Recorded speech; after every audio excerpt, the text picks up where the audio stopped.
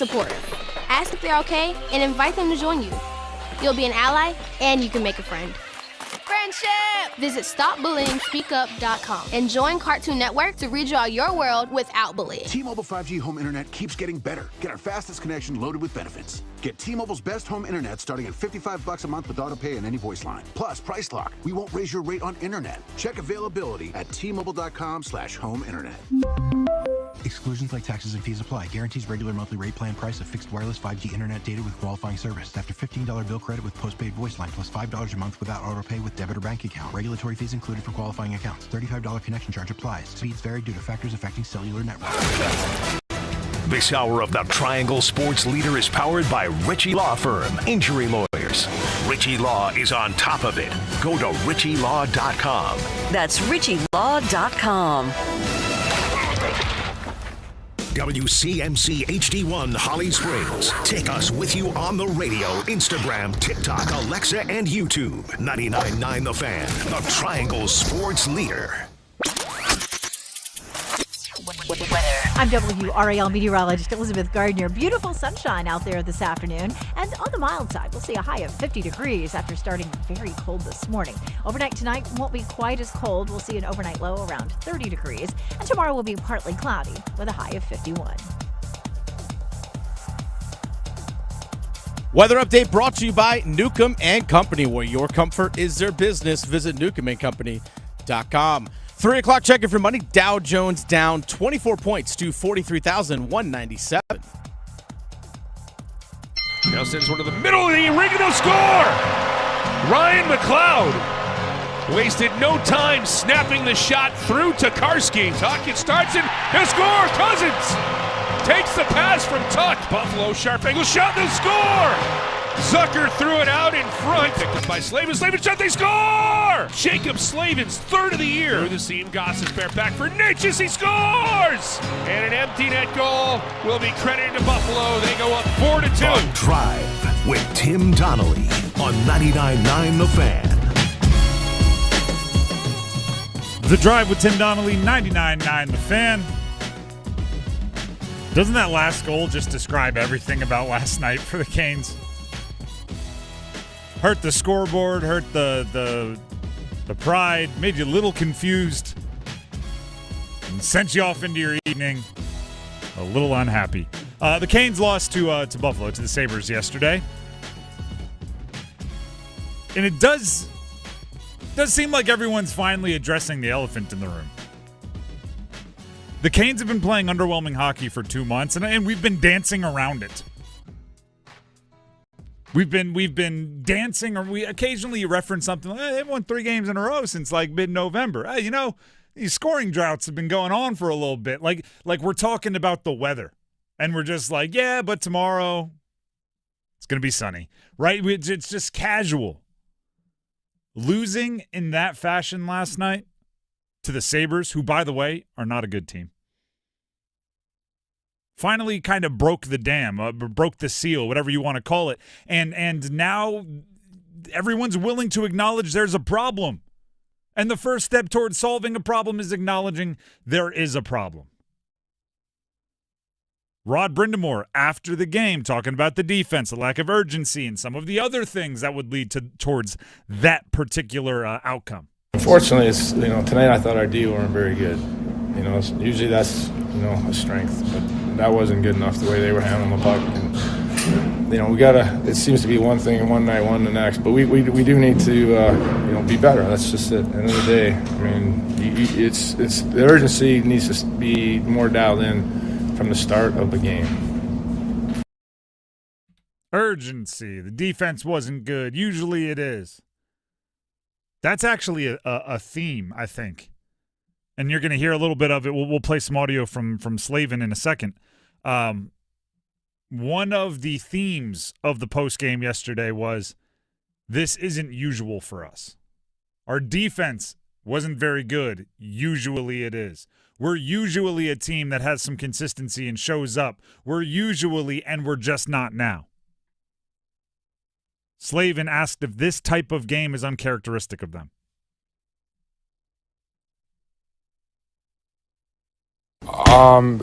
Typically, I would say yes, but it's kind of been leaking in, right, for the past month and a half, and so it's not good enough, and we got to be better. That's the Slavin equivalent of like 75 bleep words and name calling, right? That's him about as frustrated as he's been. And he continued saying it's simply not good enough. We're known as a team that competes every night. We're consistent. We have a chance to win every night. But lately, we haven't had chances to win every night, and so we're not helping ourselves by the way we play. When we play like that, and it's it's not good enough as a group. To a man, it's not good enough, and so we can all be better. To a man, it's not good enough. Now, I'm not happy they're there, but I'm happy it was said. Today, it feels different. It feels like people are looking for solutions rather than ignoring problems today. I had a guy on Twitter thinks it's my fault. Said every time I bring up that the team they're playing is near the bottom of the standings, or say they're not very a good team, or point out that they're near the bottom in goals scored or goals allowed, whatever it is. He's like, as soon as you say it, I know you're jinxing. I'm like, all right, well, first of all, that's disrespectful to the NHL players that have dedicated their whole lives to becoming great hockey players, to think somehow what I say is the thing that's determining the game. But he approached me on Twitter. He tried to solve it, right? He wants me to stop doing it. People are looking for solutions. We're over there in the cubicles. Dennis is coming up to me. I mean, stats on stats on stats on how the Canes are not great at getting essentially off the bus, right? They're not scoring early, and when they fall behind in the first period, when they give up first period goals, they struggle with it. Dennis, can you give us a Cliff Notes version of the numbers you researched? So when the Carolina Hurricanes score the first goal of the game, when they score first, their record, 15-6. That's pretty good. In 21 games this season, they've scored the first goal, 15-6. When the opponent scores the first goal, 11-10-3. Simple as that. If you just go strictly to the first period, because you might be 0-0 after the first or tied 1-1. If the Canes lead after the first period, they're 12-4. If they're trailing after the first, 5-8-3. That just goes to show you the lack of scoring punch this team has to overcome deficits. For example, you look at the first 18 games of the season. Carolina Hurricanes were 14-4. Had that hot streak to start the year. They scored a first period goal in 15 of those 18 games. In the 27 games since, where they're 12-12-3, they've only scored a first period goal in 16 of 27. These are the types of conversations that are happening today that I'm not sure they were happening a week ago, and I don't think the Canes are playing a ton worse now than they were a week ago or 2 weeks ago or 3 weeks ago. But now you're diagnosing, right? You're looking for the issue. You're searching for the needle in the haystack. And when I'm saying you, I'm talking about the universal you, like Canes fans, Canes players, as you just heard from Slavin, Canes coaches, as you heard from Rod Brindamore. It's no longer we're gonna figure it out. It's no longer trust the process. I'm a Sixers fan, so I hate that. It's no longer give it time, right? We know what we're doing. We've been here before. It's not. There's a problem here, right? Slavin's saying we're a team that can be depended on, that you can win any night. You're going to be competitive every night, and then you just have to execute, and we haven't been that yet. There's nights where we haven't been competitive. That is acknowledging a pretty significant problem. Now it becomes diagnosing the problem, hunting for the cure, the solution to the problems, and moving forward. But until you acknowledge that something ain't right, you have no reason to try to get right. And this becomes the main focus. It becomes the obsession of everyone in that building, from owner Tom Dundon on down. Eric Tolsky, right? The GM. There's going to be a trade deadline at some point in time, and is there something you can do to fix it, solve it, cure it, whatever word you want to use? Losing to the Sabres should be unacceptable. And it would be one thing if You had won 11 of your previous 12, just making up stats here, and you drop a dumb one on the road, will give you more benefit of the doubt. But when you've been playing essentially 500 hockey for 2 weeks, 3 weeks, 4 weeks, I'm not going to forgive. I'm not going to go, oh, what a weird game that was up there in Buffalo. I'm not going to do the whole, well, you lost the game, you look bad, but Nate just scored. Hey, how about it? It's not that right now. The elephant in the room has been addressed. Patience, trusting the process. It's the second or third time I've referenced this recently, but there is a fine line between a healthy amount of patience and an unhealthy amount of stubbornness. Right? Healthy amount of patience is not panicking, not making gigantic moves at the first sign of trouble, right? Trusting that you knew what you were thinking and knew what you were talking about when you made previous decisions in the offseason or beyond.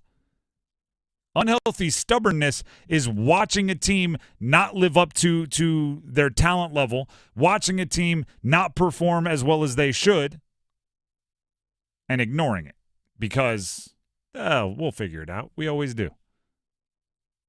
I mean, sometimes you have to actively go figure it out. The universe doesn't fix it for you. And I will echo what we said earlier this week because I don't think it changes with a loss to the Sabres. They're still a postseason team. They're still a playoff team. They will still win games. They are still the envy of a handful of teams in the NHL that would love to just have the level of success the Canes are having. I'm not denying any of that. But when you put together the last 6 years, your expectations rise, and that's what I'm talking about. You need to fix things to go, raise your level, raise your average, raise your end-of-season possibilities. But losing to the Sabres, not a great team. Giving up a hat trick, too. There's things that are just add insult to injury. The Drive with Tim Donnelly, 99.9 The Fan. Canes fans, if there's anything that might be able to help you after last night is if misery loves company, your team color mate, your Lenovo center roommate also had a tough one. NC State lost to Virginia Tech in a way that they should never lose to Virginia Tech. Coming up next. All playoff roads lead to New Orleans. Playoff football, baby. The Wild Cards, the championship games, presented by First Horizon Bank and Wake Men, will be heard here. Curtis Samuel 30, banging inside of the 20, 15-10, slips out of a tackle, touchdown Buffalo! 55 yards! Hot dog, man! The Triangle's home for Super Bowl 59. 99.9 The Fan, the Triangle sports leader. Hey, what do you say? John Forsland here for my friends at Buffalo Brothers. It's hockey season, baby. I live and work on both coasts, and here's the deal. There's nothing like Buffalo Brothers. The best wings on the planet and a great place to watch all the big games. Visit all 5 Triangle locations for great specials, including half-price pizzas Monday through Friday, 4:30 to 6, and $6 Jamesons on Sunday. Dine in, carry out. BuffBrothers.com. Aw, man, now I want wings. What's this? We're expanding the North Carolina Education Lottery Winners Club. That's a pretty big wrecking ball. Well, with all these new scratch-offs, this place is going to be packed with new winners. Okay, let's go ahead and knock this wall down. This is where we're putting the polo field. Whoa, patience, Trixie. This month's tickets are loaded with $150 million in total prizes. The Winners Club awaits. Must be 18 to play. Approximate overall odds of winning range from 1 in 3.31 to 4.55. Problem gambling helpline 877-718-5543. If you have unfiled taxes or are in debt to the IRS, this is important news. Did you know the IRS has programs specifically designed to help people struggling with tax debt? Powerful tax assistance programs that can save you thousands if you qualify. No one knows these programs better than the experts at Optima Tax Relief, America's most trusted tax tax resolution firm, A-rated by the Better Business Bureau. Their award-winning team of tax attorneys and licensed professionals have resolved over $1 billion of tax debt for their clients. One call to Optima can start the process, helping to end your worries about wage garnishment, asset seizure, and other IRS actions. Make sure you're getting the best options to solve your tax problems. Call the experts at Optima today for a free confidential consultation. Call 800-714-8422. 800-714-8422. 800-714-8422. Optima Tax Relief. Some restrictions apply. For complete details, please visit OptimaTaxRelief.com. Homeowners, it's time to start fresh in 2025. Hey, it's Dennis Cox. Loan Pronto is here to help you take control of your finances in 2025 by lowering your house payment and consolidating that nagging debt. Did you know that 9 out of 10 borrowers get a better deal by calling Loan Pronto? Right now, Loan Pronto has some of the most competitive offers for refis, debt consolidation, and purchase loans, starting in the low 5s APR. If your current rate is over 6%, don't settle for paying too much. Even if you're in process with another lender, call Loan Pronto. Lock in a lower rate today and close in as little as 2 weeks, often with no appraisal. You can even skip your next 2 house payments. It's fast, easy, and hassle-free. Get your personalized Loan Pronto rate quote instantly with no hard credit pull and no upfront fees. Call 919-381-1760 or loanpronto.com. 919-381-1760, loanpronto.com. Equal housing lender, NMLS 1661781, subject to lender approval, NMLSconsumeraccess.org. Refeeds Taylor high left, pump fake, slices in 2 pounds, bodies into the lane, layups up and in, and the foul. Taylor slithers to the basket and scores.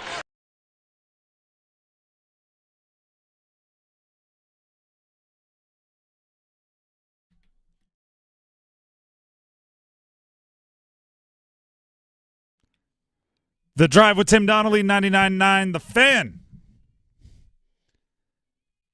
NC State has a end-of-game problem. NC State men's basketball lost to Virginia Tech yesterday, and an end-of-game problem is probably a symptom of a bigger cause. That cause being they don't know who they are. Or actually, I'm going to change it. We've been saying that for a while. We've been saying that NC State has an identity issue. They don't know what they do best. They don't know what they major in. They don't know who and what and this. I don't know if it's they don't know. It's that different people on the team have different answers to that question. And that's just a slight difference, but an important one. They were ahead 12 with 6 minutes left against Virginia Tech. If you know who you are as a team, if you're on the same page, you win that game almost every time. Barring something special by the opposing team, right? If a player from Virginia Tech goes 6 for 6, goes absolutely nuclear from 3 or something like that, then okay, you bad luck. You tip your cap and you move on. Tech didn't do that. 12-point lead, 6 minutes left in the game. If you know who you are, you win that game. Kevin Keats, their head coach, on why they weren't able to close out the game. Well, I'm very disappointed for our team. I mean, when you fight and play as hard as we did and played as well as we did, not to come out with a win, that's very disappointing. We gave up a big 3. Towards the end of the game, and then obviously there were a couple 50-50 opportunities to get rebounds, one on our end and then on the other end, and I thought they got those 50-50, then obviously there's a call as a foul. I thought both guys were going for the basketball, but it's disappointing. We're fighting our butts off, and these guys have grit all the time, and it's tough when you come away with a loss after the way how hard you played tonight, and that's the message that we got to get. We got to finish games, and unfortunately, it didn't go our way. Unfortunately, it didn't go our way. Yeah, I mean that's what that feels like. There's a little lack of ownership. Unfortunately, it didn't go our way. It could have. If you didn't turn the ball over a bunch of times in the last 6 minutes, if you chose to make different decisions, if you had slightly more impressive execution. It's not like you didn't have a 15-point lead with about 8 minutes left, 10 minutes left, whatever it was. like, unfortunately, it didn't go our way. Makes it sound like you were, I don't know, in Vegas at the roulette table. Like, I don't know, we had chips on red, and unfortunately, it landed on black. Like, that's not exactly how sports work. 8 possessions from a 12-point lead with 6 minutes left. Multiple turnovers, multiple missed shots. Marcus Hill, Jaden Taylor, Middlebrook scored. Hill hit a layup. That's the only good things that happened. Dontrez Styles missed the jumper. It's an execution thing. It's a identity thing. This is I'm gonna sports radio the heck out of this. It's a moxie thing. It's an X factor thing. It's an it factor thing. You know, Dennis likes to point out, and I think it's a good little running bit here, that I'm big into the NFL draft. I like to test myself. I like to watch a couple college games and form my own opinions and see how those players turn out. You know, see how hard it is being an NFL GM. Plot twist, very hard. But one of the things I find when I like take notes on a player when I'm watching film on a player is I find the overwhelming desire to write down like, this guy just gets it.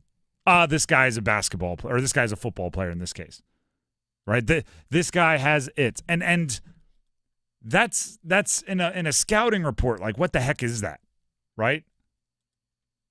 Okay, he's got good size. He's fast. He's got production. Oh, what a quick first step. He has a good feel for setting up his blockers. I don't know, whatever you write down on a scouting report, and then you just have some wishy-washy nonsense like poise through the roof. And what do you do with that? But it's almost more when you see a team that doesn't have enough of it, it's glaring.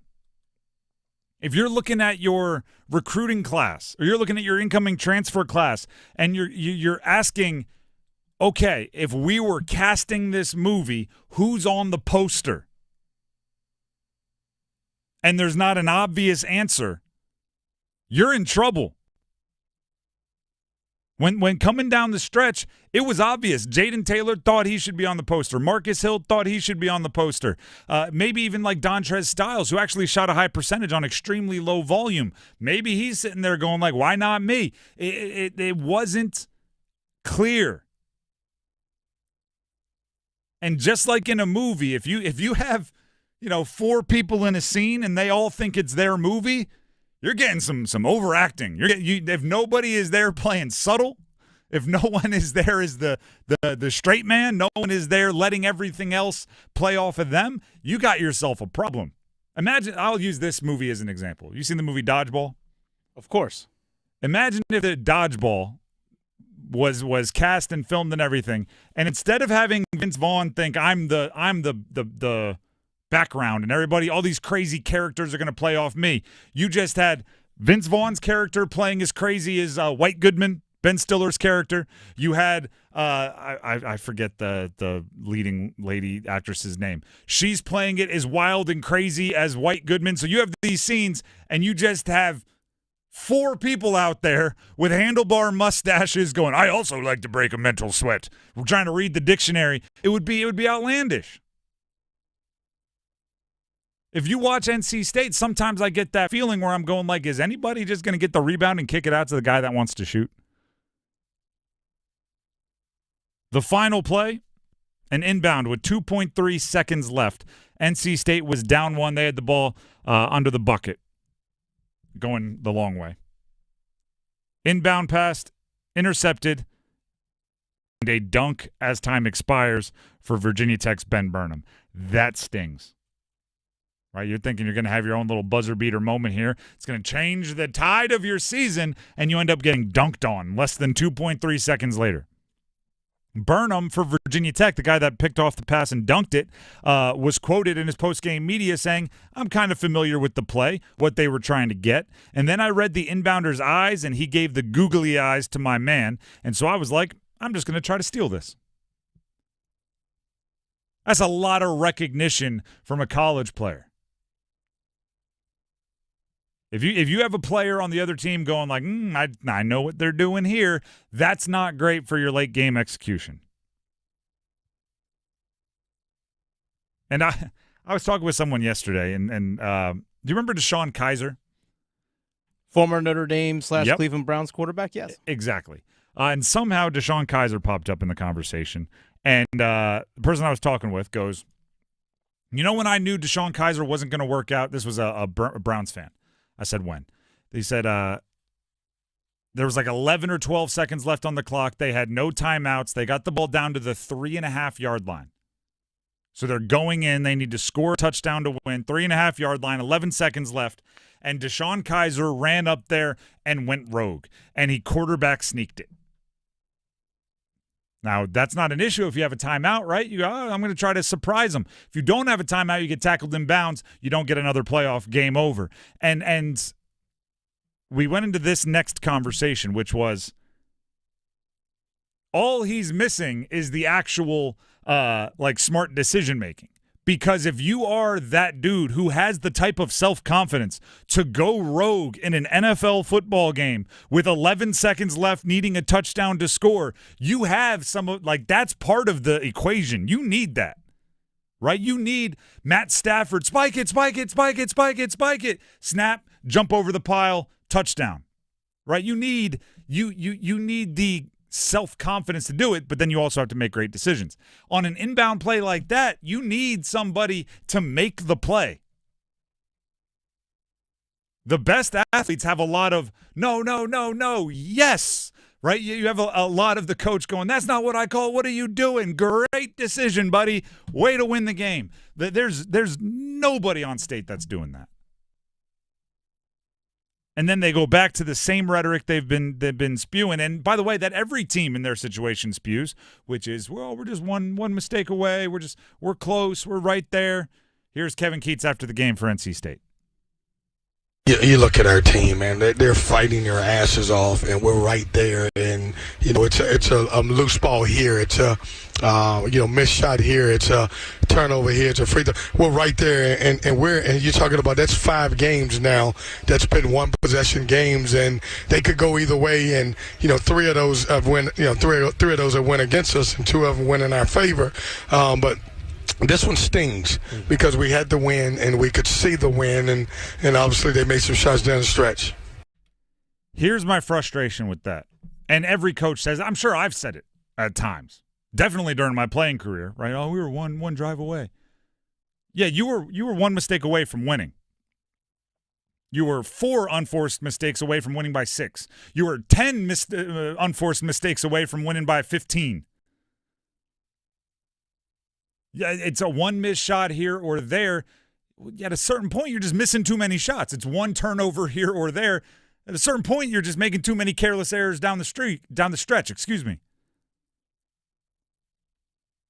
Just like being one bucket short. Obviously, it matters because that's the difference between winning and losing. Life is a game of inches. But that doesn't mean that was your only opportunity. Your only mistake cost you. You're too good to be 2-4. Virginia Tech's not very good, 2-4 in conference. Virginia Tech's not very good. They're now above you in the standings. That's not where you want to be. You're down there messing around with some teams in the basement. Where's your killer instinct, son? There you go. We keep talking about their only path to the NCAA tournament is winning the ACC tournament. You're like 1 or 2 more losses away from being on maybe not making the ACC tournament watch. Like, avoid disaster. That's the name of the game right now. The Drive with Tim Donnelly, 99.9 The Fan. We have the Dean's List coming up and plot twist surprise. Someone from NC State made it. I'll tell you who coming up next. Hey, it's Adam Gold, and do you have a late-night craving for in-depth analysis on the Carolina Hurricanes and their latest game, their latest win, their pursuit of the Stanley Cup? Well, I can quench your thirst. I can feed that appetite on the Canes Corner podcast, the morning after edition, which drops the morning after every Hurricanes game. Get it wherever you get your podcast. Brought to you by the Aluminum Company of North Carolina. It's bow time. A leg and thigh dinner from Bojangles for just $5.99. Leg and thigh dinner from Bojangles for just $5.99. So crispy. So crispy. And juicy. And juicy. So much flavor. So much. Stop it. What are you doing? What, you expect me to get this delicious deal and not say anything? You're unbelievable.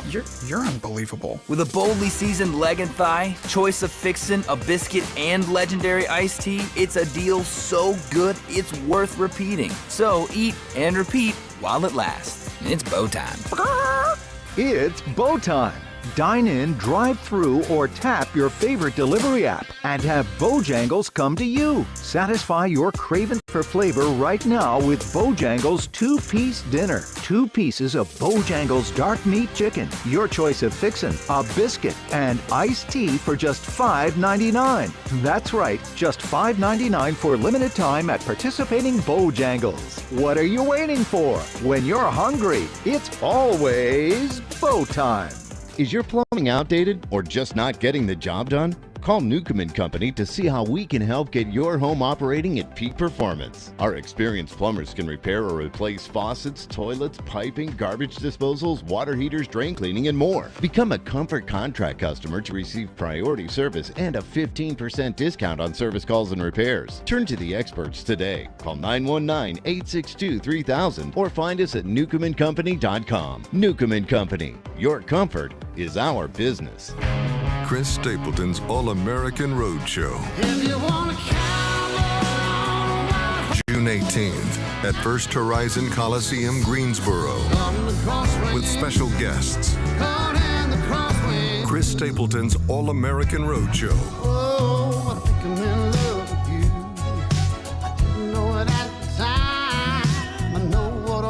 Tickets on sale Friday at livenation.com. Presented by Live Nation. Tim Donnelly here for DraftKings Sportsbook. Playoffs? We're talking about playoffs? Get in on the action at DraftKings Sportsbook, an official sports betting partner of the NFL. Scoring touchdowns is key to winning in the playoffs, and you can score big by betting on them at DraftKings, the #1 place to bet touchdowns. Ready to place your first bet? Try betting on something simple like a player to score 6. New DraftKings customers can bet $5 to get $200 in bonus bets instantly. Download the DraftKings Sportsbook app and use code TIMD. That's code TIMD for new customers to get $200 in bonus bets instantly when you bet just $5. Only on DraftKings. The crown is yours. Gambling problem? Call 877-185-543 or visit morethanagame.nc.gov. 21 plus, North Carolina only. Eligibility restrictions apply. Bonus bets expire 168 hours after issuance. For additional terms and responsible gaming resources, see dkng.co/audio. Oh, could this vintage store be any cuter? Right? And the best part? They accept Discover. Accept Discover? In a little place like this? I don't think so, Jennifer. Oh, yeah, huh? Discover's accepted where I like to shop. Come on, baby, get with the times. Right, so we shouldn't get the parachute pants? These are making a comeback. I think. Discover is accepted at 99% of places that take credit cards nationwide. Based on the February 2024 Nielsen report. Vaughn into the windup in his first offering. Just a bit outside. He tried the corner and missed. Ball 4. Ball 8. Low, and Vaughn has walked the bases loaded on 12 straight pitches.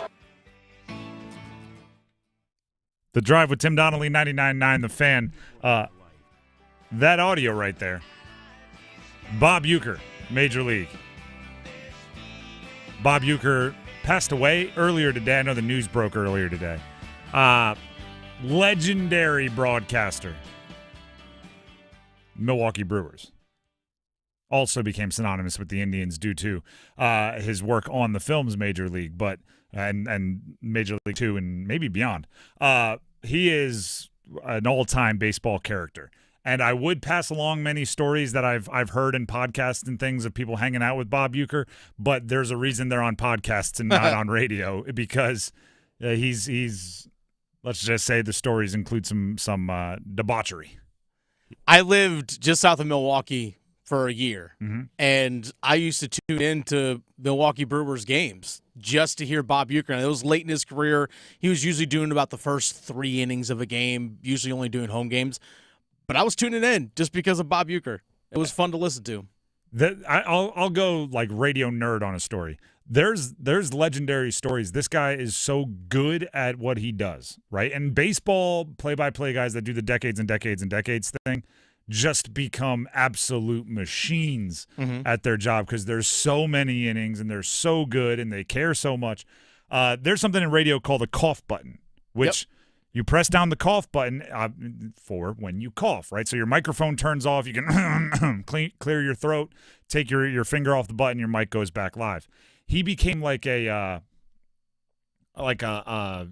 savant with it, to where if you're sitting in the booth with him and you're just there like observing, or you're there to hang out, or somebody stops in, he could be calling a baseball game, hit the cough button, talk with you, back to calling the baseball game off, and the people calling the baseball game wouldn't know, or listening to the baseball game wouldn't know. That's absurd. He'd be like, 2 balls, 2 strikes. This guy's on a 3-game hitting streak, and the pitcher goes ahead and toes the rubber. So what are you doing here? What are you checking for? It's going to be low and outside, and like would be doing that throughout like an entire inning because he was so good at it, and you would be answering him while he's talking. It's absurd. And then on top of that, like hilarious and funny and everything else. So support and everything from us out to, and positive thoughts out to his family, friends, the community up there. A legend. Now let's jump into the Dean's List.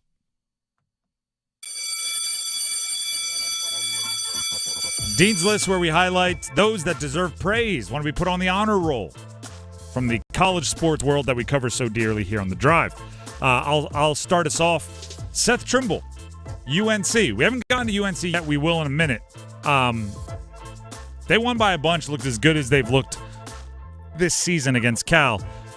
Seth Trimble did everything I asked him to do yesterday.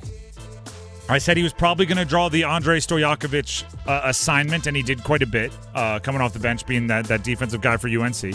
Stojakovic, who's a scorer, and he's Peja's son and shooter and all that for Cal. 6 points on 3 of 13 shooting. That's a good job. Also, Trimble had 6 rebounds, second on the team. I think that's a role he's gonna have to be a top 2 or 3 rebounder most games for UNC to help negate their lack of size and presence down low, despite the fact that he's like 6'3".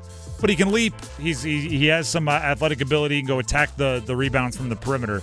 So as he works his way back from an injury, missed a couple games a week or 2 ago, that's his role. I know he's going to want to score more, and it's more fun to score, but the way he helps that team the most is by being a lockdown defender and aiding the big guys in the rebounding game, and he did both really, really well yesterday. I did promise an NC State basketball player would make the Dean's List, despite the fact that I spent 10 minutes earlier today basically saying their season is tumbling pretty aggressively downhill. Dennis Parker Jr., on the Dean's List, 17 minutes, 8 points, 3 of 4 from the field. I'm going to give him a pass. He was the inbounder on the last inbounding turnover because he hasn't been playing many clutch minutes. There was a point last year where I was advocating pretty aggressively for more Dennis Parker Jr. minutes. I liked the kind of youthful energy, a little bit of explosiveness that he brought to the floor last year. Now, that kind of got upended. He missed a big chunk of the season due to, I believe it was an illness. There was something that he was dealing with, like not injury-related, but health-related. And he ended up missing a big chunk of the season. So, obviously the requests for him to have more time on the floor tumble. They go away when you're not available. But I might go back to it. I might look around and go, he showed some things last season, and maybe he's just now getting back to where he was prior to that, and it's obviously a team that could use a spark. So Dennis Parker Jr., or dare I say, Dennis Sparker Jr., or Denny Sparker, use the S from the Dennis Sparker Jr. I think I might go back to calling for more minutes for him because I liked what I saw on the floor for him last night. Dennis, do you have one you'd like to add? I don't, actually. All right. That's okay, because I've got one that's going to go out to a whole bunch of people here. Whoever made it to the end of the Fordham UMass men's basketball game last night, watching on TV or in person. Okay. You should probably move to this area because you're a college basketball psycho enough to really appreciate the triangle area. Or a degenerate gambler. That or that. It was a 3-overtime win for UMass. That's not the crazy part. Okay. I'm going to set the over-under at 80 free throws. Were there more or less than 80 free throws combined in that game? Based off what you're saying, we're going to say over. 122 free throws. Bruh. The game took 3 hours and 45 minutes. Gosh. 9 players fouled out. Baseball sound fast. I need to talk to the referees.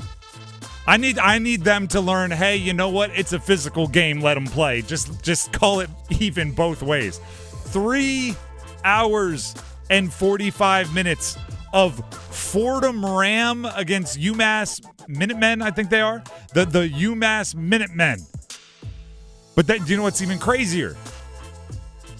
Kid by the name, or young man by the name of Rasul Diggins broke the all-time UMass single-game scoring record with 46 points.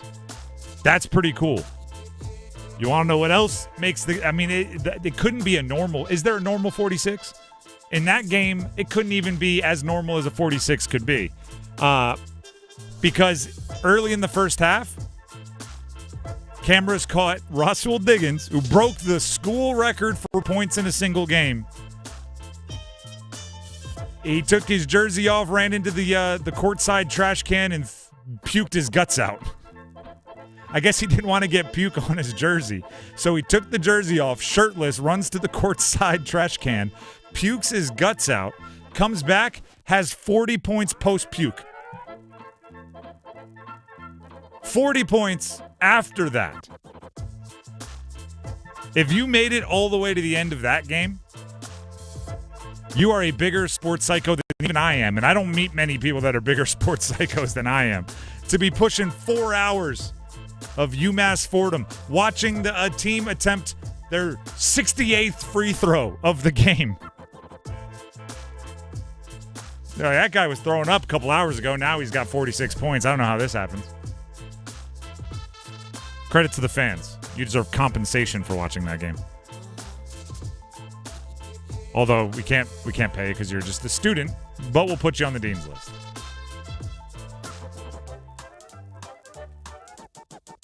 Class dismissed.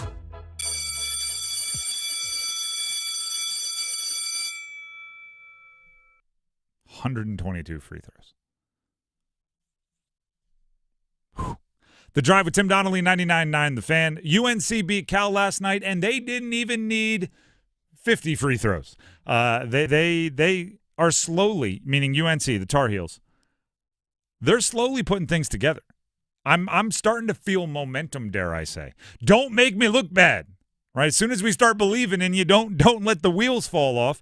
You're slowly starting to put things together. Beat Cal 79-53 last night. Hubert Davis, head coach, talked about putting Cal away, specifically in the second half. Well, I thought the key in the second half, in particular, was Seth, Jay Witt, Jay Wash, and Vin. I just felt that Seth was off the chart. His energy, effort, attention to detail, he was all over the place. He was getting rebounds, deflections, steals, running in transition, scoring at the basket, passing, just his overall activity on both ends of the floor just made winning plays everywhere. And those other three that I mentioned, and I just felt like that was the huge key for us to be able to extend the lead in the second half was just their energy and their effort. And I was really proud of them. I told the team that was the key in the second half. They're putting their roster in better positions now than they were a month ago and 2 months ago. And it was always going to take time to move on from R.J. Davis as a centerpiece. That was never going to be an easy move. But they've made the transition now. Right? It was never going to be 4 games into the season, RJ's not shooting well. Let's go ahead and shuffle up how we design this team, put something else in the centerpiece role. It was going to have to be over a longer period of time. Other guys were going to – you also weren't going to ever just turn the wheel over, right? It would have to be, all right, we're going to go from 70% of the time RJ's in the middle to 65% to 60 to 55. You weren't just going to flip it all the way. But they've made the transition now. It's been about 7 games of UNC since Ian Jackson kind of wrestled the steering wheel away.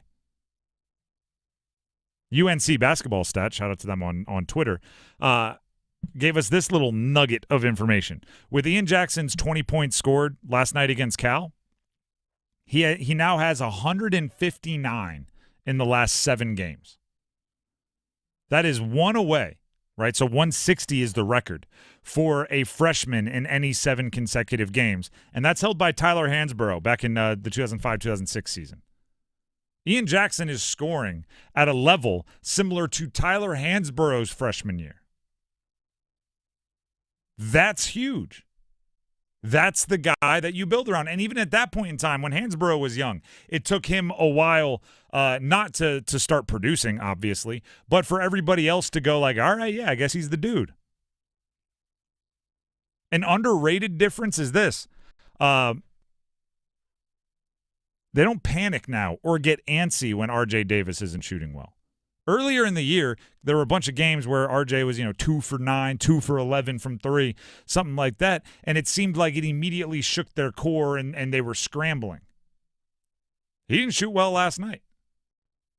Didn't seem like – I don't want to say they didn't notice, but it wasn't like, oh, no, what are we going to do? It was like, all right, pal, you're going to have to take a couple more jumpers.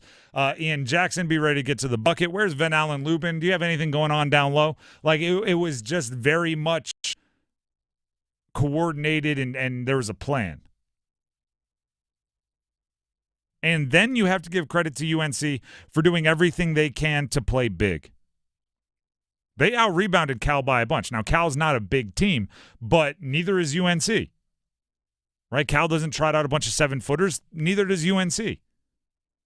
They out-rebounded Cal by a bunch, and they did it with a concentrated effort by everyone. Every starter had between 3 and 7 rebounds. Even Elliot Cadeau, who is a true set-up point guard and one of the smaller guys, he had 3 rebounds. Off the bench, Van Allen Lubin had 8. Trimble had 6. Withers had 4. Right? Everybody was aware if you think you have an opportunity for a rebound, you have to go put the effort in. You have to be in position. You have to make it happen. That's the only way against a team like Cal that you're going to win the rebounding battle by a bunch. When you play other bigger teams in both conference play and the postseason, you are going to have that kind of effort just to stay close in the rebounding margin. You're not going to have the guy that averages 9.7 rebounds per game, and when you need him, he'll pull down 15. You're not going to have that,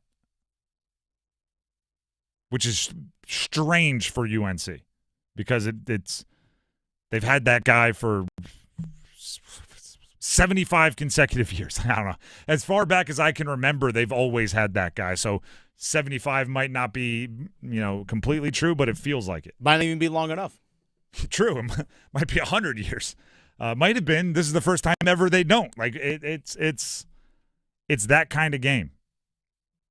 But you don't have them, and they're not going to walk through that door. Armando Bacot's not walking through that tunnel. Not unless he's in street clothes and he's just supporting his bros. So somebody's going to have to rebound. Hubert Davis talking about Ian Jackson, the player I mentioned who's scoring at a nearly Hansboroughian freshman clip.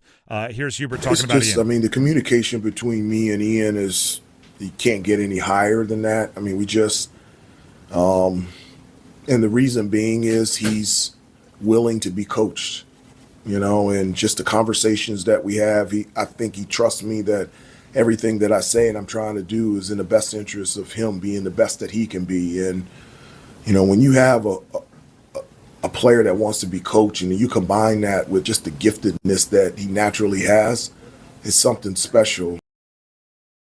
It is something special. And do you know what this is? Maybe it's too, I don't know, I'm like too stereotypical. I think the fact that Hubert Davis played a bunch of years with the New York Knicks helps his communication with Ian Jackson. It might be a New York City kid. New York point guard. He knows the New York Knicks. There's something there. There's something there. And then Drake Powell, I'm pretty sure is Hubert's cousin. So there's a lot, and that's not like a joke. Like that, I think they're actually cousins. There's communication there that should be extremely effective between the head coach and his two stud freshmen. UNC's turning some things around. It may have been a slow turn, but better late than never. The Drive with Tim Donnelly, 99.9 The Fan. Speaking of turning things around, speaking of slow turns, Carolina Panthers. Hey, I mean, they from like the high of Cam Newton's MVP Super Bowl appearance to where they are now, it's been like turning a barge. Just big old wide left turns. But they've ended up where they are now with a little bit of momentum going into the offseason with stability for the first time in a long time. So now we've talked about how you have to look at your roster and decide what you want to keep intact from last year towards next year, because that's going to shape your offseason. So let me ask you this question. Do you want Taylor Moton and Ike Ekwonu to be your tackles, your offensive tackles, for the next 3 years? Answer that question, and I can maybe cross some things off your to-do list. Answer that question in a different way, and I might have to add some things to your to-do list. But you need to update your to-do list regardless. What was the biggest difference between last year and this year for the Panthers? I think most people would say Bryce Young. Yeah. Well, the offensive line had a lot to do with that, Mm-hmm. right? The big offseason spending last year, the two guards, right? $153 million in total contracts between the two of them. You can't afford to take a step back. Ike Ekwonu, Taylor Moton, for the good that the offensive line had and the struggles that the offensive line had, they were right there in the thick of it. The question is, do you want them back? Do you know what the answer always, every single time this question is asked about any player other than like an absolute end of the bencher? Every time, do you want this player? We'll hear it with T. Higgins, right? The potentially hitting the open market wide receiver from the Bengals. We'll hear it with Chris Godwin. We'll hear it with all these free agents. Do you want him on the Panthers? Do you know what the answer is every single time? For the right price. I'll take T. Higgins if he wants to take $20 million a year. If he wants 32, keep it stepping. I'll take Chris Godwin for $20 million a year. If he wants 28, keep it rolling. Do I want Ike Ekwonu? What's the price? First of all, I'll say this. I'm picking up his fifth-year option, which is the only decision you have to make this offseason, right? He's after his third year. This offseason is when you decide whether you're picking up the fifth-year option. If you have a left tackle that you've started darn near every game since he's come into the league and you continue to do so, you pick up the fifth-year option. Even if you want to trade him one day, that control negotiations, you pick up the fifth-year option. The question becomes, do you want to talk long-term extension with him? That's where it becomes, let's talk dollars. Do you want to be paid like a top 5 tackle in the league? Keep it stepping, or actually keep it in our facility for 2 more years. We'll talk about it again later. If you're Taylor Moton, I think you bring him back next year. He's under contract for another year. The cap hit is big, but it's not completely and totally unacceptable. It's something you can restructure to lower as well. You can restructure to lower. You'd obviously be kicking into the future to get your cap guys, and they have Brant Tillis, who's pretty darn good at that kind of stuff, the assistant GM. Anything beyond that, if Taylor Moton approaches us and he wants security, right? I'm 31, about to be 32 next year. I understand that the longer I play, the less it's going to be. I'd like to have some kind of guaranteed money into the future. Cool. We'll give you stability into the future. How much per year discount are you giving us in exchange for that security? Because we can just wait till next year, sign you on the open market, and that will protect us, obviously, against a severe downgrade in play that you have this year, an injury, whatever. If you want longer stability, let's talk dollars. It's really hard to know how to answer these questions without knowing what their requests are. But if you go into next year, if the Panthers go into next year, as I think they should, at least for one more year, with Icky at the left tackle, with Moten at the right tackle, the same two guards, Robert Hunt and Damian Lewis, and you solve centers somehow, Cade Mays or otherwise, Christensen or otherwise, Corbett or otherwise, that's an offensive line I think that you can kind of, and this is a very, very nice compliment, forget about for the offseason. Oh, yeah. Then you can say, what else? Like I said, cross it off the to-do list and say, we're cool. Now, if you pick up Icky's fifth-year option and you do restructure Taylor Moten's contract in a way that might make that next year a little bit more expected, might be able to forget about the offensive line for 2 off seasons. Continuity is good, especially if it's good. I mean, one of the it's a chicken or the egg thing. One of the best indicators of offensive success is how many starts your offensive line has with each other, which it's chicken or the egg, right? Do they get a ton of starts together because they're good players, or are they playing good like good players because they have a bunch of starts together? It's chicken or the egg, right? Probably a little bit of both. But my point is, this offseason, if you can forget offensive line, which is you spent so much time and money on last offseason, and spend that time on defense, spend that time on receivers, spend that time on so many other secondary, edge rushers, another probably interior guy to go along with Derek Brown. Like, if you can focus there, that just increases your odds of getting those high-leverage decisions correct. Which is, everything's a numbers game, right? Just increase the possible chances of you getting it right at important places. So do you want Icky and Moten back next year? My answer is yes. Yeah. Do you want Icky back the following year? 5th-year option? I'm in it.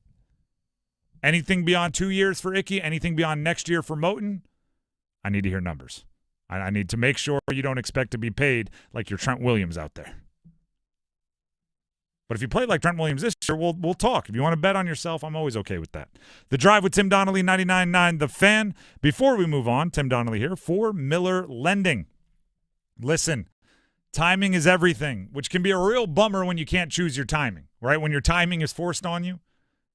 When you look at the interest rates and go, wow, those are higher than I'd like to pay, and then you get a new job, and then you need to move closer to family, and then you need to upsize, downsize, right? Life says you need to be in the market for a mortgage. That's a bummer. Then you can just do the best thing you possibly can in a situation that you didn't ask to be in. Call Miller Lending, right? They are a mortgage broker, which means they can talk to 12, 24, 30 lenders and find the best rate for you, rather than maybe you just assuming that your neighbor who's in the business has the best rate, right? Go to a broker like Miller Lending, and they can do all of the shopping around for you. And on top of that, take the closing costs out of your worries, right? No closing cost loan. 0 means 0. No third-party fees.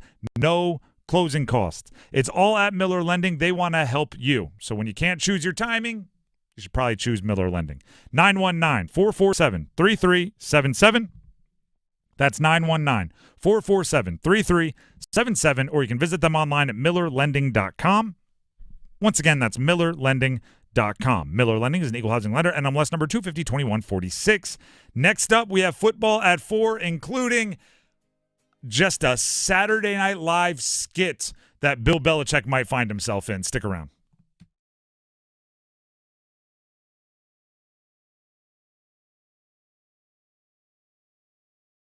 Evan, Canty, and Michelle are unsportsmanlike. The Green Bay Packers simply couldn't beat the elite talent in the NFC. They were winless against the Detroit Lions, the Minnesota Vikings, and now the Eagles. Lost 2 games to both of those teams. They were good. They were not good enough. That, to me, is the story of the Green Bay Packers this season. So it was a good season, not a great one. Unsportsmanlike. Mornings from 6 to 9 on 99.9 The Fan, the Triangle Sports Leader. It's the new year. Time to make a positive change in your life. I went to My Computer Career because I needed job security. Because I wanted a career in cybersecurity. I went to My Computer Career because IT jobs are everywhere. My old job was going nowhere. I went because I didn't want college loans for the rest of my life. Because I wanted a career for the rest of my life. Go to mycomputercareer.edu and take the free career evaluation today. Financial aid available for qualified students, including the GI Bill. 529 college savings plans accepted. Not available in Washington State. To understand what makes Diamonds Direct different, you have to understand our history. It goes back 60 years to a renowned diamond cutter overseas. From there came years of diamond cutting, manufacturing, and wholesaling, supplying exquisite fine diamonds only to high-end jewelers. Then eventually the wholesalers started selling direct to the public, and that started a revolution. Today, we are a global diamond powerhouse with hundreds of thousands of customers and an impeccable reputation. But our core values are the same as always. Our diamonds are the highest quality cut by the best craftsmen. Our prices are the most compelling. Our selection is staggering. Our warranties and guarantees are rock solid. And our people are laser focused on helping you find the diamond of your dreams. We invite you to experience a jewelry shopping experience unlike any other. Showroom hours, directions, and more online at diamondsdirect.com. Official jeweler of the Carolina Hurricanes and proud sponsor of NC State Athletics. And proud to call the Triangle home. Diamonds Direct. Your love, our passion. Mitchell Heating and Cooling. We do the job right every time. Mitchell Heating and Cooling is celebrating 51 years of trusted service. And to celebrate, get a furnace tune-up for just $51. That's peace of mind heating for only $51. Visit MitchellHVAC.com. Mitchell Heating and Cooling. Quality products and services on time from a family you trust. It's hard to stop a train. Breaking news, and this one is almost unbelievable. Yeah, it's all about new customers at Bet365 because they get $150 in bonus bets guaranteed when they bet $5.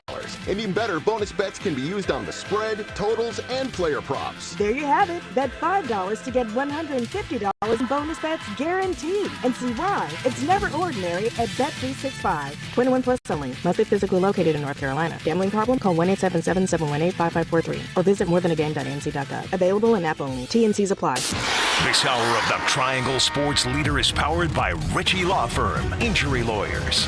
Ritchie Law is on top of it. Go to ritchielaw.com. That's ritchielaw.com. They score! WCMC HD1 Holly Springs. Take us with you on the radio, Instagram, TikTok, Alexa, and YouTube. 99.9 The Fan, the Triangle Sports Leader.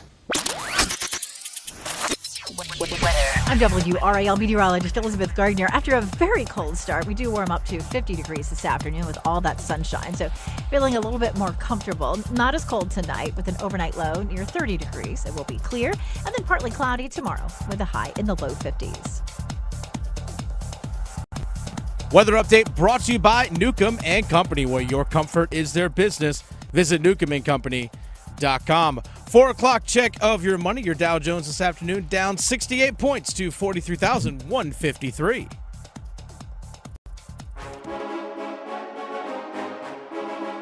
Let's move the chains.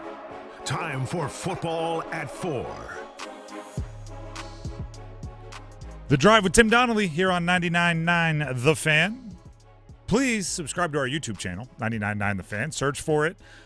Choose the videos that interest you and watch them, like them, subscribe, comment, share them with your friends and family. We'd greatly appreciate it. Bill Belichick has a lot. Let's just say that he has a lot of things on his plate right now. Is he going to sign a contract? Apparently, that's a question that we'll have to have a conversation about at some point because he's just handshake agreement, a nod, and a agreement of terms. I know it's more complicated than that. Again, we'll have to have a conversation about it. But he's trying to hire a staff, right? He's like once every couple of days hiring like 2 assistants. So he's trying to put that together. He's out recruiting. I believe he's in the Washington, D.C. area right now in that same, kind of a substitute teacher's outfit that he wears when he goes and recruits. And he'll be in Baltimore area tomorrow. And then there's also the thought of getting ready to coach next year's North Carolina Tar Heels. And yesterday, some news popped up on my timeline that literally made me think, I think this would be a good Saturday Night Live skit. Like if you would have gone back a year, 2 years, before Bill Belichick to coaching in college was even a sparkle in our little idea brains. And you told me Bill Belichick coaching a freshman quarterback.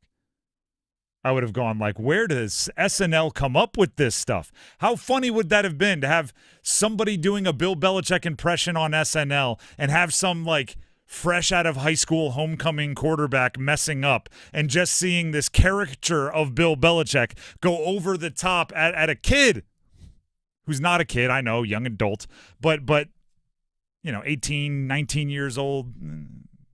I think a lot of people use the term kid towards that level of age. Jacolby Criswell hit the portal yesterday, or made it known to reporters that he plans to put his name in the portal. Jacolby Criswell was the starting quarterback for, the back 7/8 of the season, something like that. Max Johnson started. Connor Harrell got a couple starts after Johnson got hurt, and then Jacolby Criswell took over and was the quarterback through the rest of the year, all the way through the bowl game. And if you go to ESPN, just a couple of days ago, they predicted who will be the starting quarterback for all 68 power conference teams. Right, playing the portal, playing who they thought would go in the NFL, playing the competitions out. They predicted who each one would be, and Criswell was the quarterback at UNC for basically the simple fact of, Belichick doesn't seem like he's going to want to coach a guy with no experience, right? He seems like he's going to want to try to coach the 24-year-old sixth-year senior, right? Which is essentially what Criswell would have been. Instead, Criswell hits the portal, and the two most likely to start for UNC next year now are Ryan Brown, incoming transfer from Purdue, and/or Bryce Baker, who is the recruit that Bill Belichick supposedly called within hours of taking the job. Still Max Johnson? Max Johnson, if he's recovered. If he's recovered, and I hope Max Johnson gets to be in the competition because the injury he suffered out there at the Minnesota season opener was a brutal one, and I just don't see him being ready, especially at the beginning of the year. But if that happens, I will be extremely excited, and then Belichick would have a veteran option. Barring that, Ryan Brown has 55 career completions in his time at Purdue. Obviously, Bryce Baker, 0 completions at the college level because he's an early enrollee, but this past fall he was in high school classes. I would love to be a fly on the wall. And I think we might get to occasionally, right? I think on that sideline, Bill Belichick has not been one to hide. He has his face doesn't hide his emotions when he's mad very well. He doesn't. The poker face isn't what he does. When he's happy, he goes poker face. When he's happy, it's barely a smirk. But when he's mad, it screams all over. His brow is furrowed. His mouth looks like an emoji, sad face. He lets it go. So imagine this: a guy who is notoriously unaccepting of rookie mistakes. When rookies are usually 22, 23 years old, they were the best college football players, played a lot of football traditionally at the college level, coached up. They've had an entire offseason where they got ready for the draft. They've had an entire offseason where they worked with their position coaches. They didn't have classes distracting them on game week. They go out there, and when they make a mistake, Belichick was notoriously unaccepting of those mistakes. Raised the standard. The guy got frustrated with Tom Brady. Go listen to Patriots, I don't know what's happened, but former Patriots, they've suddenly become the most frequent podcast guest. Go listen to Edelman or listen to Slater or Gronk or Light or any of these guys that just go on the tour, they all have a story of Bill Belichick looking at Tom Brady and saying something like, oh, geez, the quarterback at Foxborough High School could have made this throw, Tom. What are we doing? Imagine if he says that to Bryce Baker. Right? Oh, geez. The quarterback at, name whichever local high school he ends up picking as his example high school, could have made this throw. Geez. And Bryce Baker would be like, no, he couldn't. I played him last year. He was no good. He couldn't make that throw. They're a wing T team, coach. I played against them last year. As it stands right now, Bill Belichick doesn't have to worry about rookie mistakes. He might have to worry about freshman mistakes. And as someone that played college football, freshman mistakes are a special breed. Freshman mistakes are like, I didn't know that cheese had to be refrigerated, so I ate the cheese that was in my locker for the past 3 days, and now I'm sick and can't practice. Like, freshman mistakes are a different kind of like, what? How? Who? You didn't know. That's what he's going to be dealing with. Where's your common sense, kid? Yeah, I don't, and this is coming from somebody that, I don't think I was excluded from this situation. Common sense pops up, like age 26, 27? Like true, all of the common sense? If you're lucky. True. Some of us are still looking for it. This was, I don't even know what year it was. I was probably 23, 24. But there was a viral thing. You're supposed to prank your parents where you text them around Thanksgiving and say, oh my gosh, I forgot I was in charge of the turkey for my work Thanksgiving party. How long do you put a turkey in the microwave? And then just to see what your parents would respond. Mine kind of believed that I would ask that question. And that said something about the way I was living. Right? If you send that and your parents are like, oh my gosh, no, okay, here's what we can do. How much time do you have? Go ahead, immediately preheat the oven. You can't put it in the microwave. It's like, you know what? You're supposed to react like I'm a dummy. You're not supposed to react like this is a normal question that you might ask. That's what Bill Belichick's going to be dealing with. I'm very surprised that he's now been recruiting. By the way, Ryan Brown was a transfer out of the portal, so he's already brought portal guys in. I'm very surprised that he does not have someone with at least one full year of starting experience somewhere lined up to be the quarterback. And there is a few rumblings out there that they were in the mix for I can't remember the guy's name. The Washington State quarterback that ended up at Oklahoma. There were some rumblings out there that they at least approached Quinn Ewers, who put his name in the draft.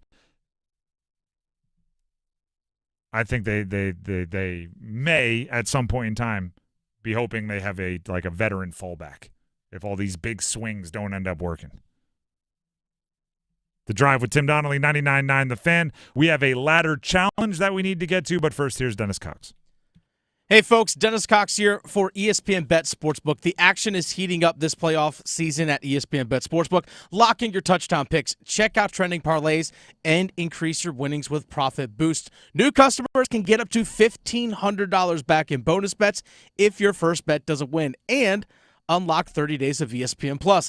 Download the ESPN Bet Sportsbook app and sign up with the promo code RADIO to get started today. Must be 21 plus. Gambling problem? Call 877-718-5543 or visit morethanagame.nc.gov.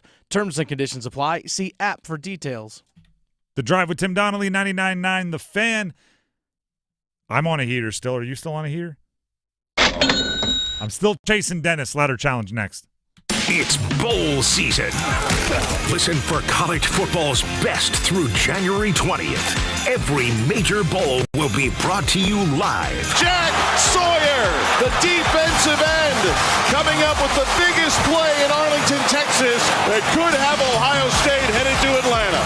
Bowl season on 99.9 The Fan and Buzz Sports is presented by Wilkinson Chevrolet Cadillac Buick GMC in Sanford, Amedios, and Roofworks. Adam Gold in studio with my man Patrick Day from the Aluminum Company of North Carolina. All right, everything for the exterior of your home. Do you have a favorite? I have a favorite, yeah. I want to hear it. So windows, doors, are my favorite products. The reason why is because we are the best at installing them. You know, there's 1,000 different types of windows on the market, doors on the market, different people installing them, different companies. I don't care how good a window you get. If it's not installed properly, it's not going to do you a bit of good. I always tell people, if you buy a submarine window, the best one in the world, and you have me put it on a submarine, you don't want to get in that submarine. I don't want to get in the submarine either way. I hear you.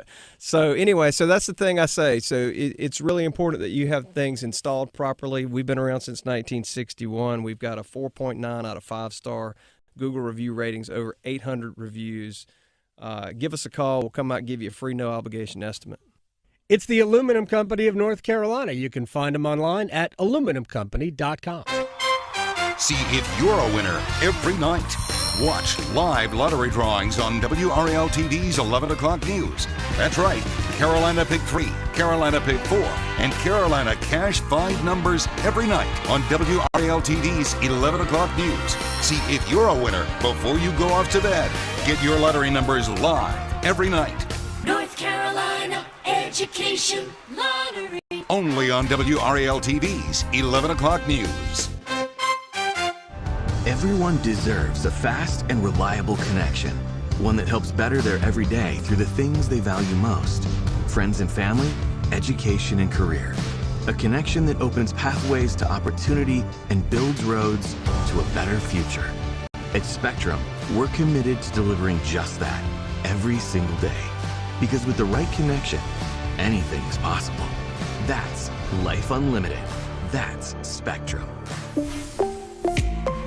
Don't go through another year with all that high interest debt. Let Loan Pronto wipe it all out now. Hey, it's Dennis Cox. Loan Pronto's Rapid Equity Loan makes it easy to pay off all your credit cards or tackle that 2025 home improvement project. Get cash in your pocket fast. No appraisals, no paperwork, no waiting.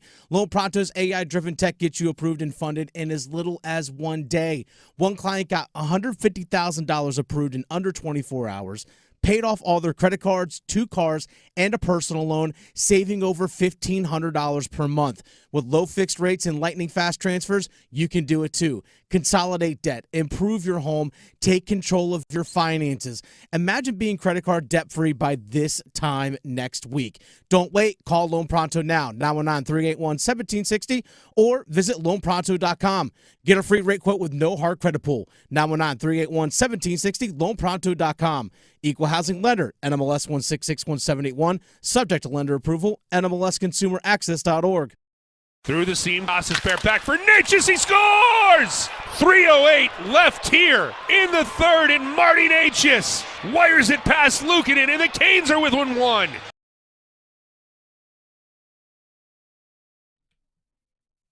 The Drive with Tim Donnelly, 99.9 The Fan. We have hurricanes and cons. What are we most confident? What are we most concerned about for the Canes coming up? But first, we're going to try to stay on a heater. Ladder challenge, Dennis versus me. We are past the midway point of January, and this is a monthly competition, so whoever has the most money at the end of the month wins. It is just about rolling over your winning bets day after day after day. Minus 500 to minus 1,000, so pretty likely to win bets. And if you hit a whole bunch, essentially using the same logic as compound interest, you could have a nice little payday at the end. Dennis, as the leader at the moment, go ahead and lead off.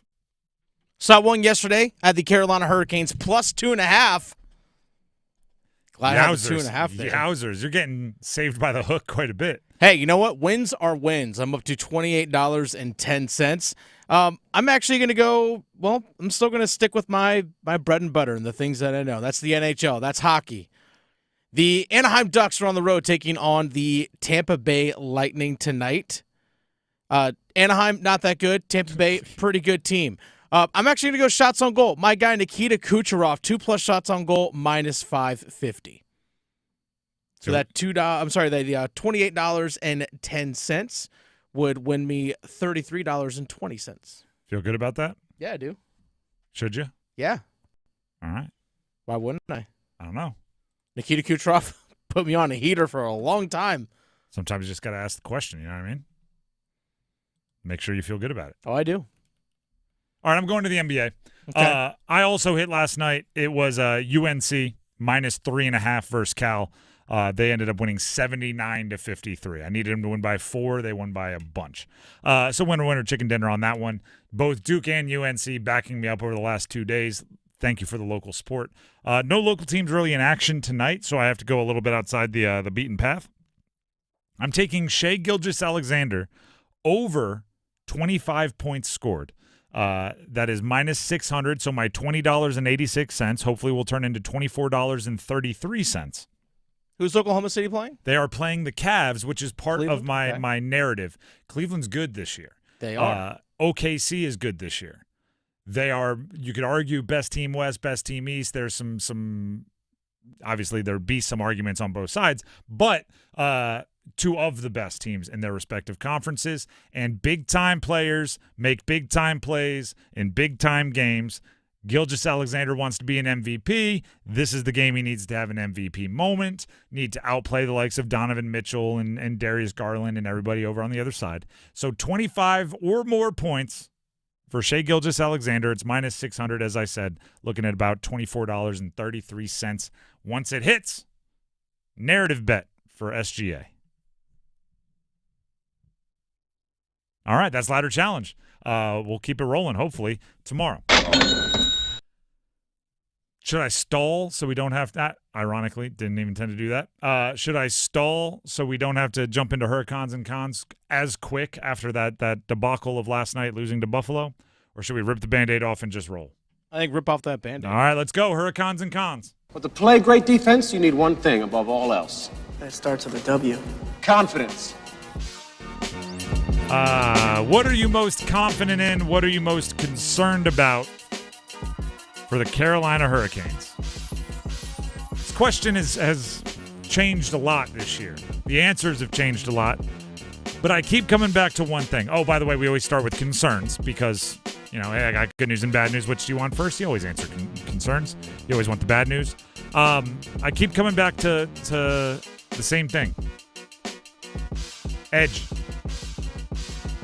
Slavin talking to the media like he did after the game yesterday is good, right? To a man, it's not good enough. We're normally competitive in every game. We haven't done that. The last month and a half hasn't been good enough. But the crazy part is I just had it with more emotion than Slavin did. Slavin's not that guy, right? He's a guy that's going to be measured. Stahl, at least to the media, he's going to be measured. Like, who doesn't care what their teammates think of them? They'll be the jerk. And not a bunch of jerks, I know. That's a bad word to use because that's kind of a compliment there. Like, who's willing to be the outcast if they're saying things that need to be said? Who's going to take the backups and beat the starters in a scrimmage? Right? You hear like Kobe would do that kind of stuff. Right? All right, all the starters are wearing purple. I'm wearing gold. Me and the backups. About to beat you 11-2 to show that what you're doing isn't enough. Who's going to do that? Who's going to meet them and say, hey, everybody, I want to work out at 6 a.m. on an off day. And when everybody shows up at 5:30 to get ready, they're already dripping with sweat. Who's going to do it? I need edge. Who is gonna scrap? Who is gonna claw? Who's gonna do it? And if you say Svetch one more time, I need Svetch to do it if he's gonna be the one everybody references for the answer to that question. It's at a certain point, if I say, who's going to provide spacing on the basketball court, you keep giving me a guy's name, and we're halfway through the season and he's shooting 24% from three. I'm going to go like, you know what? Look elsewhere. Somebody else has to do it. Who's it going to be? That's my concern. Dennis, what's yours? My concern is psyche right now. I think it's something that can creep into your head real quick. If you have a mistake early in the game, it's like, oh no, here we go.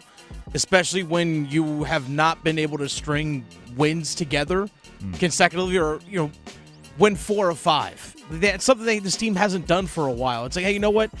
We can overcome a mistake early in games. I think that's something we saw last night.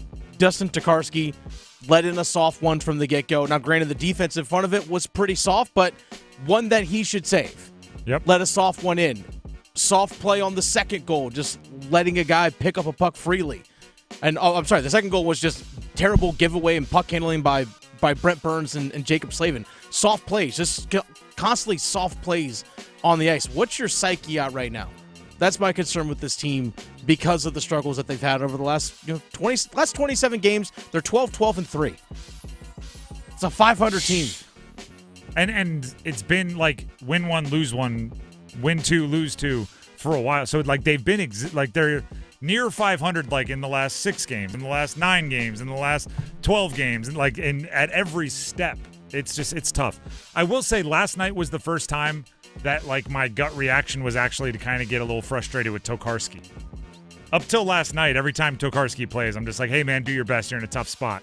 Last night was one of the first times I'd like my unconscious, subconscious mind wanted to go like, come on, Dustin. But still probably, hey man, you're in a tough position. Do what you can do. The other side of Hurricanes and cons. That was the concerns. Now let's get to the Hurriconfidence side of things. I'm throwing Jordan Staal here. The captain has turned back the clock a little bit recently as far as hunting for his own shot, scoring some goals. Obviously, part of it was Staal weekend, right? His brother's jersey was being retired, and there was a big uptick, hat trick, another goal scored the next game kind of leading up to it.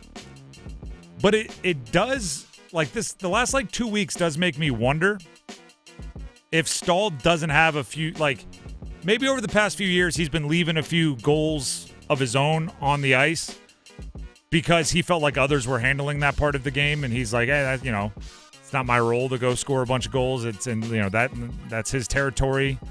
But now that it feels like that territory is being vacated a little bit, there's no one scoring goals. He's like, well, shoot, I can do it if you guys don't want to.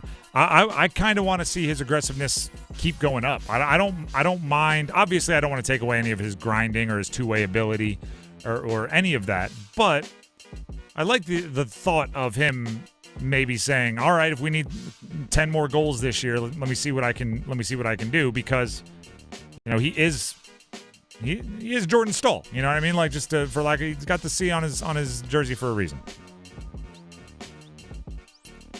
Who's your confidence, Dennis? My confidence is they have some cushion in the standings right now. That's my thing, is that they, with their struggles, they being the Carolina Hurricanes, with their struggles, still have that cushion from that hot start they had at the beginning of the year to still make sure, hey, you know what? We're still just 2 points back of New Jersey for second spot in the Metropolitan Division. They have some gap between them and the wild card teams as well. So there's some of that cushion that allows you to, hey, if we have some struggle and we got to figure things out and it takes us a little bit of time, guess what? You're not chasing a playoff spot right now. So to me, confidence knowing that they still have some leeway to figure things out over the final 3 months of the year. It is true, and we've talked about it that, this team will be judged by their postseason regardless of what seed they are in the tournament. So you do have some time to figure it out. Don't fall too hard, right? Don't eat up that cushion, but you do have some time. There you go. Hurricanes and cons here on The Drive with Tim Donnelly and 99.9 The Fan. Consider the Band-Aid ripped off. That was a really frustrating game last night. It was. It was. At no point in time did I feel like this is an enjoyable watch. There's a one of the podcasts I listen to. It's called The Rewatchables. This is not a plug for it, but they just watch movies that they consider rewatchable and talk about them. It's mindless for me. I pay attention to sports so much that I like having just one that's, can go in one ear, out the other. But they do every once in a while bring up a movie and they're just like, ooh, that's not rewatchable at all. It was a good movie, but I'm never going to watch it again, right? And it's usually like a movie about a serious topic or, a recreation of a tragedy, something like that, where they're like, that is a great movie. The acting in it was awesome. I'm never watching that movie again. That's kind of what it's like watching a poorly played game of one of your favorite teams, where you're like, obviously I'm going to watch, I'm going to pay attention, I'm going to notice everything, I'm going to enjoy watching the game, but man, I hope I never have to think about this game again. That was the entirety of I wanted to put my hands over my eyes, but then look through my fingers a few times, like a scared kid during a horror movie, watching that one, because it was just a rough game. Let's jump to something a little little bit less serious, more serious, depends who you're a fan of. Bill Belichick hasn't signed his contract with UNC. What? On the surface, just saying that out loud, probably like that's a appropriate reaction. Like, wait, what? Why not? Well, first of all, let's sign up for this. Let's acknowledge what UNC has signed up for, okay? Because I can hear a bunch of UNC fans, a bunch of UNC supporters that saw this headline this morning and immediately became lawyers, right? They immediately became entertainment lawyers, and they went and Googled, and they found it's really not that rare. I'll address that in a second. Let's first acknowledge what you signed up for. When you hire Bill Belichick to be your head coach, you sign up for the spotlight. You just do. You sign up for the scrutiny. More scrutiny on your situation than any other coach's situation in the country. If you don't want people pouring through the language of your terms and agreements, don't hire Bill Belichick. Go hire like Indiana's offensive coordinator. Go hire whatever coach finished third in the Sun Belt last year as a head coach. If you don't want everyone pouring through everything and asking questions, don't hire Bill Belichick. But if you want the lights, if you want the buzz, if you want former NFL players talking to your recruits, if you want a star-studded coaching staff, if you want that, you're going to have to get used to questions being asked. Right? It's if Travis Kelce didn't want us all to know everything about his dating life, can't date Taylor Swift. Right? If you want to have a low-key, down-home, private life for your relationships, you can't date the most famous person on the planet. If you want your terms and agreements with your head coach to be kept under wraps and nobody poking around, you can't hire a 6-time Super Bowl champion coach. 8 if you include his times as an assistant. So when CBS Sports puts out the report that says, presently, there is not a fully executed and signed contract between Belichick and UNC, sources told CBS Sports, and the school confirmed to CBS this week, that's going to raise some eyebrows. Industry sources say that could create a legal gray area about how much, if any, of a buyout would exist if Belichick left for the pros. Yeah, that's going to draw some scrutiny. Now, the article does say, and this is where, right, all those newly turned entertainment lawyers that did some Googling this morning will rebuttal. Even CBS in their report says a gap of multiple months between signing of a term sheet and a final contract being executed is common in the college ranks, industry sources say. Cool. Don't panic. Nothing to freak out about. I don't care what's normal in the industry. I'm just going to throw that out there. Because Belichick isn't normal and isn't doing things normal. When there's a couple months between a coach being hired and them signing their contract, guess what also is abnormal? For that coach to be rumored and linked to multiple NFL head coaching jobs. No disrespect to other coaches, but when Duke hired Manny Diaz, if there were a couple of months between Manny Diaz accepting the job and signing the contract, the Raiders wouldn't have their part owner calling Manny Diaz. I don't care what's normal in the industry. You're not normal, UNC. You chose not to be normal. There's even reports that Larry Fedora may have coached for a year without signing his official contract. No NFL teams were calling Larry Fedora, so who cares what he did in comparison to Bill Belichick? Now here's the tough part UNC's in. I do believe Bill Belichick, as of right now, is committed to UNC football and coaching UNC football. The guy is out there talking to high school players in high schools near D.C. today.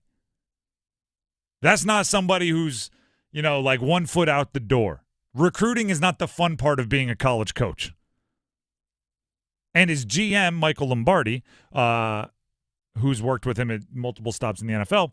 Michael Lombardi, is this from the McAfee show? Pat McAfee show He was today. on the Pat McAfee show today, and I have a tweet here that I'll read in a second, but Lombardi is out there trying to put out the fire. He can build this program, and he can impact young men more the future and for today. And if you want to be a pro player and you want to understand what a pro organization looks like, here we are. All this nonsense, well, they haven't hired any coaches, and the ACC is nervous. Oh, they're nervous, all right. I hired a whole personnel department over here. They're winding tape. We built a whole pro organization with a pro grading system, and they're all over there grinding tape. And then we've hired coaches as we go along. I don't understand how people can keep generating a story that has no story to it. Yeah, there is a story to it. Do you know why? Because it's Bill Belichick. Bill Belichick walks into diner, gets like 500 clicks on social media. Bill Belichick wears plaid jacket, gets a bunch of everything he does is news. Michael Lombardi tweeted out, Bill is recruiting in D.C. today and Baltimore tomorrow. His focus is on North Carolina football, hiring staff members, and developing the team. The NFL isn't an option, so please stop making it one. Thank you. If only there were a way to prove and say it is not an option. I don't know, like signing a piece of paper. That seems like they're instead of just asking everybody, hey, I'd really appreciate it if you guys just didn't talk about him not having signed his contract. He could just sign the contract. You may be like, it's no big deal. Okay, I agree. It's no big deal. If it's no big deal, why wouldn't you sign the contract? I agree it's no big deal. But this feels like the prenuptial between like celebrities getting married, the prenuptial agreement, the prenup, where it's going like, we're not going to break up, so it's really not a big deal, but could you sign it? And they're going like, we're not going to break up. I'll get to it. I'm committed. I want to be here. Yeah, but why don't you just go ahead and sign the paper, right? Why don't here's the crazy part. The first two sentences of the term sheet that they did sign, which is the not the contract, but kind of the agreement on the terms that will be in the contract. The first two sentences literally says, we all agree this is not a binding document. That is one. I'm going to go ahead and make sure, just because I don't want to have anything even like a half step not exact. So I just brought up the CBS Sports article. Jonathan Jones, the author of it. I'm going to scroll down. Here are the very first two sentences. The university proposes to enter into an employment agreement with Bill Belichick to serve as the head football coach. It is understood and agreed that this proposal of terms and conditions shall not constitute a binding agreement, and the parties intend to negotiate expeditiously and in good faith to finalize these terms and conditions into a long-form agreement. I don't know if the only agreement I had with somebody was an agreement that started with, this shall not constitute a binding agreement, I'm going to assume we're not binded. But I'm not a lawyer. We have a caller on the line here, Dennis. Chad from Nightdale is on the call-in line. I believe has some kind of insight into this UNC situation. Chad, thank you for calling in. What do you have for us? I just a quick thought, man. I am neither a Carolina or Bill Belichick fan, okay. But maybe he knows the chance of himself signing with an NFL team is likely, so he's trying to do right by Carolina and save them $10 million. The buyout is in reverse there. If Bill Belichick leaves, he would have to pay UNC $10 million. Okay, maybe he's trying to save himself some money then. That is everyone's concern if you're a UNC fan, is that the reason he hasn't signed it is so he could take it to court and not have to pay the $10 million on the way out. All right, well, I must have had it a little backwards. But either way, that's just a thought. Maybe he's not signing it to save himself or them some money. Anyway, that's it. Thank you very much, Appreciate Chad. Yep, appreciate the call. How about that? That would be real. If he left, they had to pay him money. It would be hilarious. Like, wait a second, hold on. I would like to leave. Who got the short end of this stick? I would like to. How much leverage did this guy have? Pass and go, collecting $10 million, and I'm out. But it is like Chad had the logic that most have, right? If he hasn't signed it, does that make the $10 million buyout not legal? Does it give him a loophole? And maybe it does, maybe it doesn't. Again, I don't pretend to be a lawyer. Maybe UNC could spend the money on ridiculously good lawyers to take this term sheet that they did sign or did agree to that has the words not binding at the top.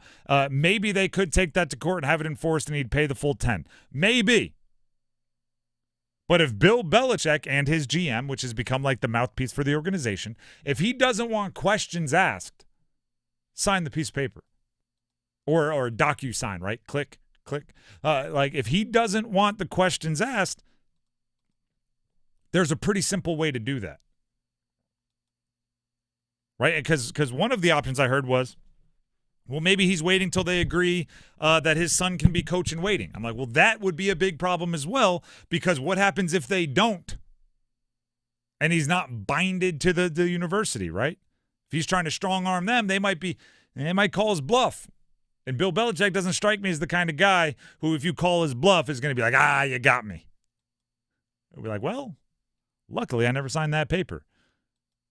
I'll see you in Nantucket or wherever he goes up there on the water.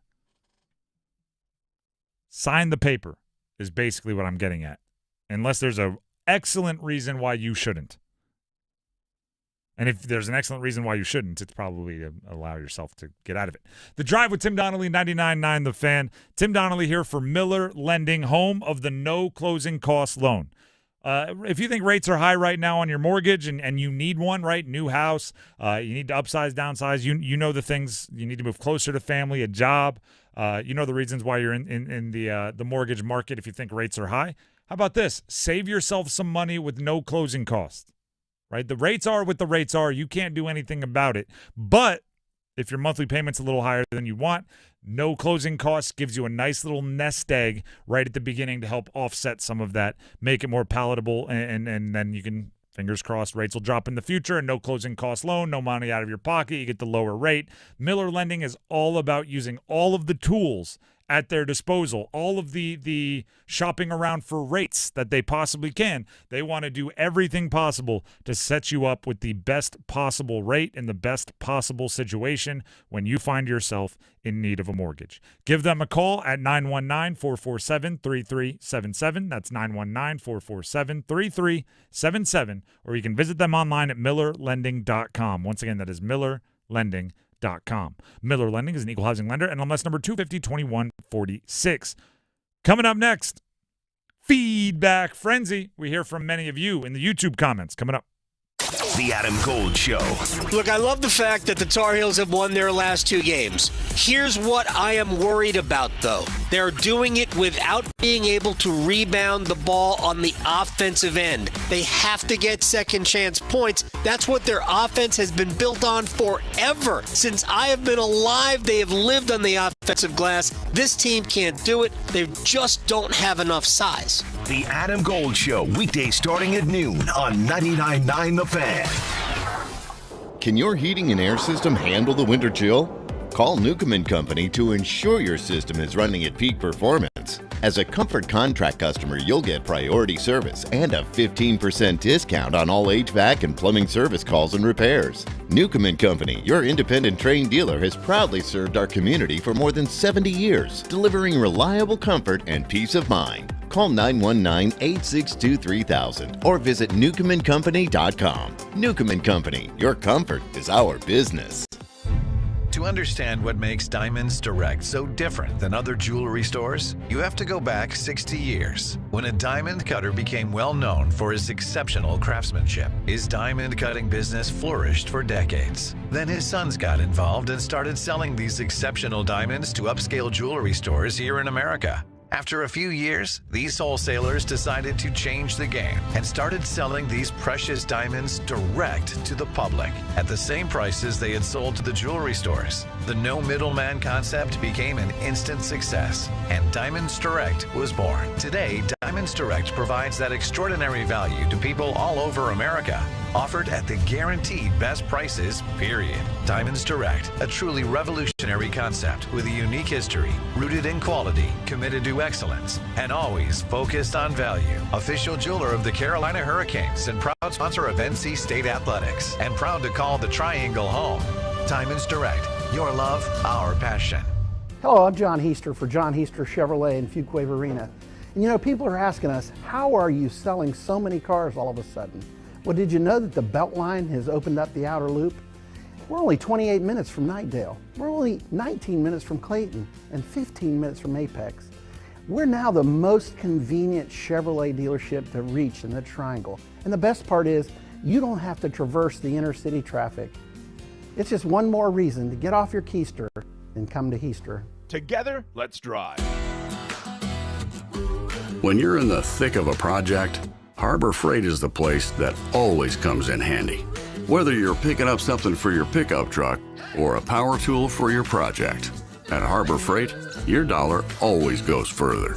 And these days, when everything seems to cost more, you can take pride in knowing that you get hard-working tools at hard-working prices. Whatever you do it for less at Harbor Freight. No good. Long rebound, Cadeau. Touch pass to Jackson in transition. Big step through and finish from the right side.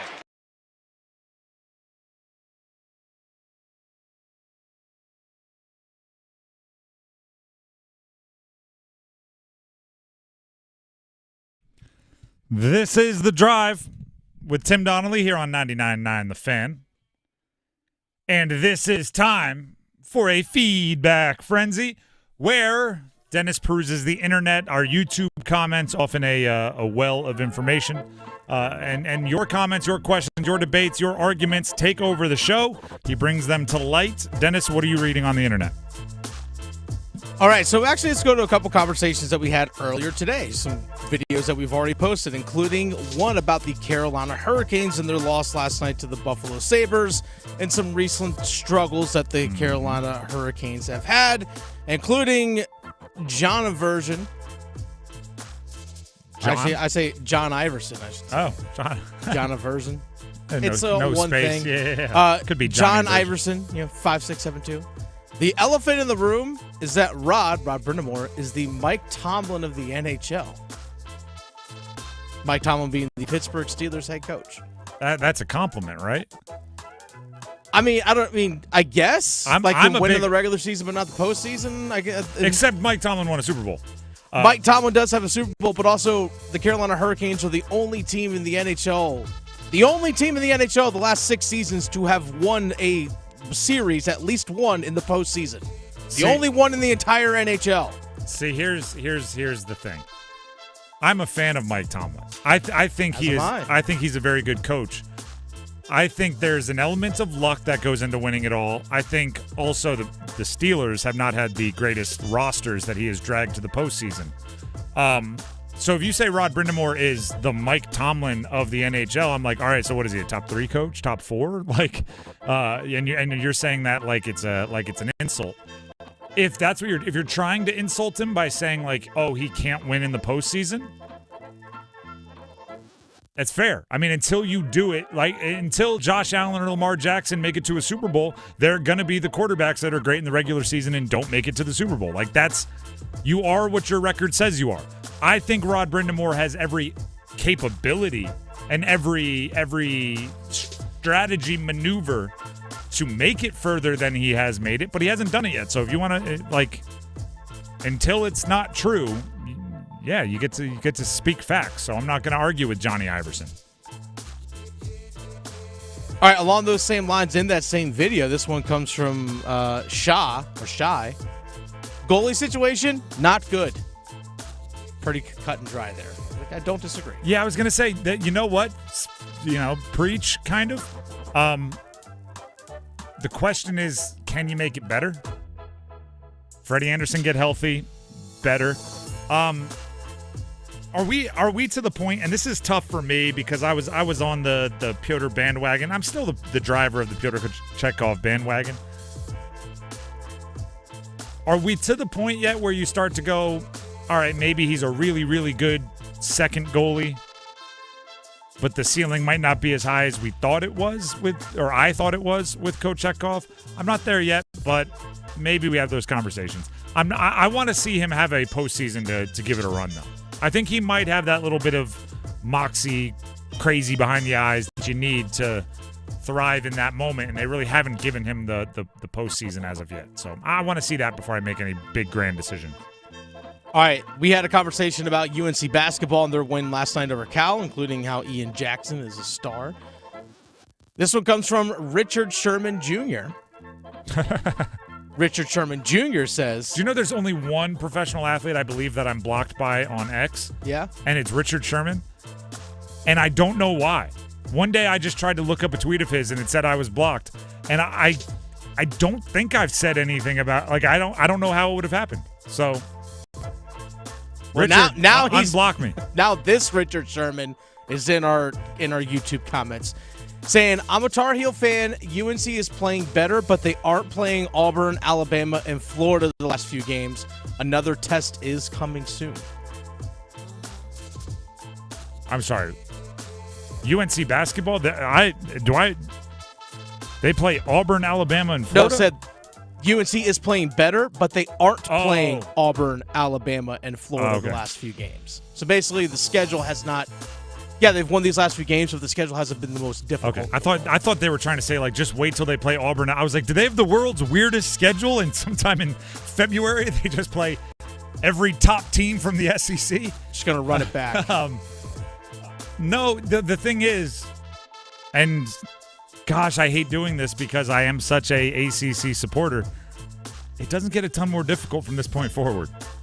Outside of Duke, they're not playing Auburn, Alabama, Florida level teams at all the rest of the year. They've played over the last four wins: Notre Dame, SMU, NC State, and Cal. Their next 4 games: Stanford, Wake Forest, Boston College, and Pitt.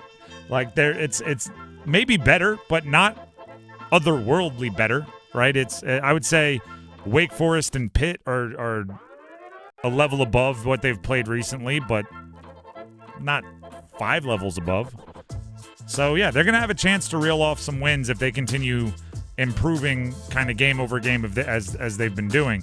And obviously, if they want to have any at-large chance, they do need to show up against Duke, that game February 1st. What else you got for us, Dennis? All right, this one comes from the conversation we had yesterday about Duke basketball after their big dominant win they had over Miami the other night. This one comes from L. Harris. L. Harris says, Duke is good, but the ACC is horrible this year. There's no reason Duke can't go undefeated in this year's version of the ACC. I will say this. There's no reason that a head coach would accept that they don't go undefeated in the ACC. A reason would be they depend on a ton of freshmen and they get bored. I was paying attention to the Celtics game last night. The Celtics were playing the Raptors, I think it was. And a Celtics fan that I know just kept saying they're bored because the Raptors were jumping. I don't even know if the Raptors ended up winning, but they jumped out to like a 15 or 17-point lead. And the Raptors stink this year. They're like, 9 wins on the season. Celtics are the defending champ with everyone returning. And they were just screaming, they're bored. The Celtics don't care. There could be one of those games for Duke where freshmen are like, every time we play halfway decent, we win by 30. So maybe we will stay up, play that extra game of Call of Duty the night before. Maybe we will eat the extra pancakes on the day of and weigh ourselves down. Who cares? And then like Clemson catches you on the road. Coaches won't accept that reason. They will hate that reason, but there are reasons why a young team could lose a game they shouldn't. All right, we had some conversations earlier this week about the Carolina Panthers as well, including some big offseason decisions that they have to make regarding their own free agents. And also just, what all they need to improve upon going into the 2025 season. Terrence says defense, defense, and more defense, please, and a better guy to catch Bryce Young passes. Yeah, I'm not going to argue with any of that. The way I've been describing it is you're going to have, to me, 2 crown jewels of the offseason. There will be one player, because you do have a lot of free agency money, but you do have a lot of holes, so you need to spread it around. But, like, splurge on one, right? Free agency, go shopping spree, splurge on one guy, and then you also have the 8th overall pick. I want one of them to be a wide receiver, a true number 1, and I want one of them to be an edge rusher. I don't care which way you do it, right? If it's Jalen Walker as an edge rusher with the 8th overall pick, go make your big free agency splurge a wide receiver. If it's McMillan from Arizona with the 8th overall pick, wide receiver, go make your big splurge in free agency an edge rusher. But I mean defense and yeah, somebody to help out your young quarterback. Those sound good to me. I'm not gonna argue with it, but you got to get those right. All right, this one on those same lines comes from Willie Ice at Willie Ice 704. This is definitely Dan Morgan's time to shine. I am optimistic he will rise to the occasion. Yeah, I'm with it. The Dan Morgan, it's tough because there was a point in time where I thought his draft was like A+. It's dipped a little bit for me, right? Down to like the B- range because I don't know if it's his fault, but he trusted somebody. The Jonathan Brooks pick is looking like, you're right, it was high risk, high reward, and the risk caught you, right? I don't know if he's ever going to end up, through no fault of his own, right? Injuries are injuries. The type of explosive back you hoped for. And rookie contracts for running backs are so valuable, and he's going to be probably through half of his before he ever has like meaningful snaps. And Xavier Legette, for all the promise he showed that he's still a project as well. So like, 3rd, 4th, 5th round, I think they did great. 1st, 2nd round, I think they left a little bit to be desired, including trading up for both of those guys, up, whatever. So I think there's room to improve, but I do like Dan Morgan's overall evaluation skills. And you are right. This needs to be a good offseason for him. This needs to be one of those offseasons you point to and you go like, we got 7 starters that offseason and built a core or built onto our core, which is important. There you go. That's a little feedback frenzy. As always, 99.9 The Fan on YouTube is where you find our videos, and the comment section is where we find the comments that we read during Feedback Frenzy. Comment under any video, and you just might hear it live here on the show. Before we move on, Dennis Cox has something for you. Hey, folks. Dennis Cox here for my friends over at Loan Pronto. Homeowners, it's time to start fresh here in 2025. Loan Pronto is here to help you take control of your finances in 2025 by lowering your house payment and consolidating that nagging debt. Did you know that 9 out of 10 borrowers get a better deal by calling Loan Pronto? Right now, Loan Pronto has some of the most competitive offers for refis, debt consolidation, and purchase loans starting in the low 5s APR. If your current rate is over 6%, don't settle for paying too much.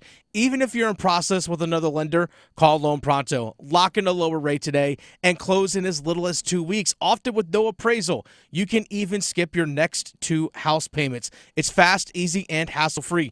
Get your personalized Loan Pronto rate quote instantly with no hard credit pull and no upfront fees. Call now, 919-381-1760 or loanpronto.com. 919-381-1760, loanpronto.com. Equal housing lender, NMLS 1661781, subject to lender approval, NMLSconsumeraccess.org. The Drive with Tim Donnelly, 99.9 The Fan. We have the starting 5 next, including a UNC player hitting the transfer portal. Will not be playing for Bill Belichick. Stick around.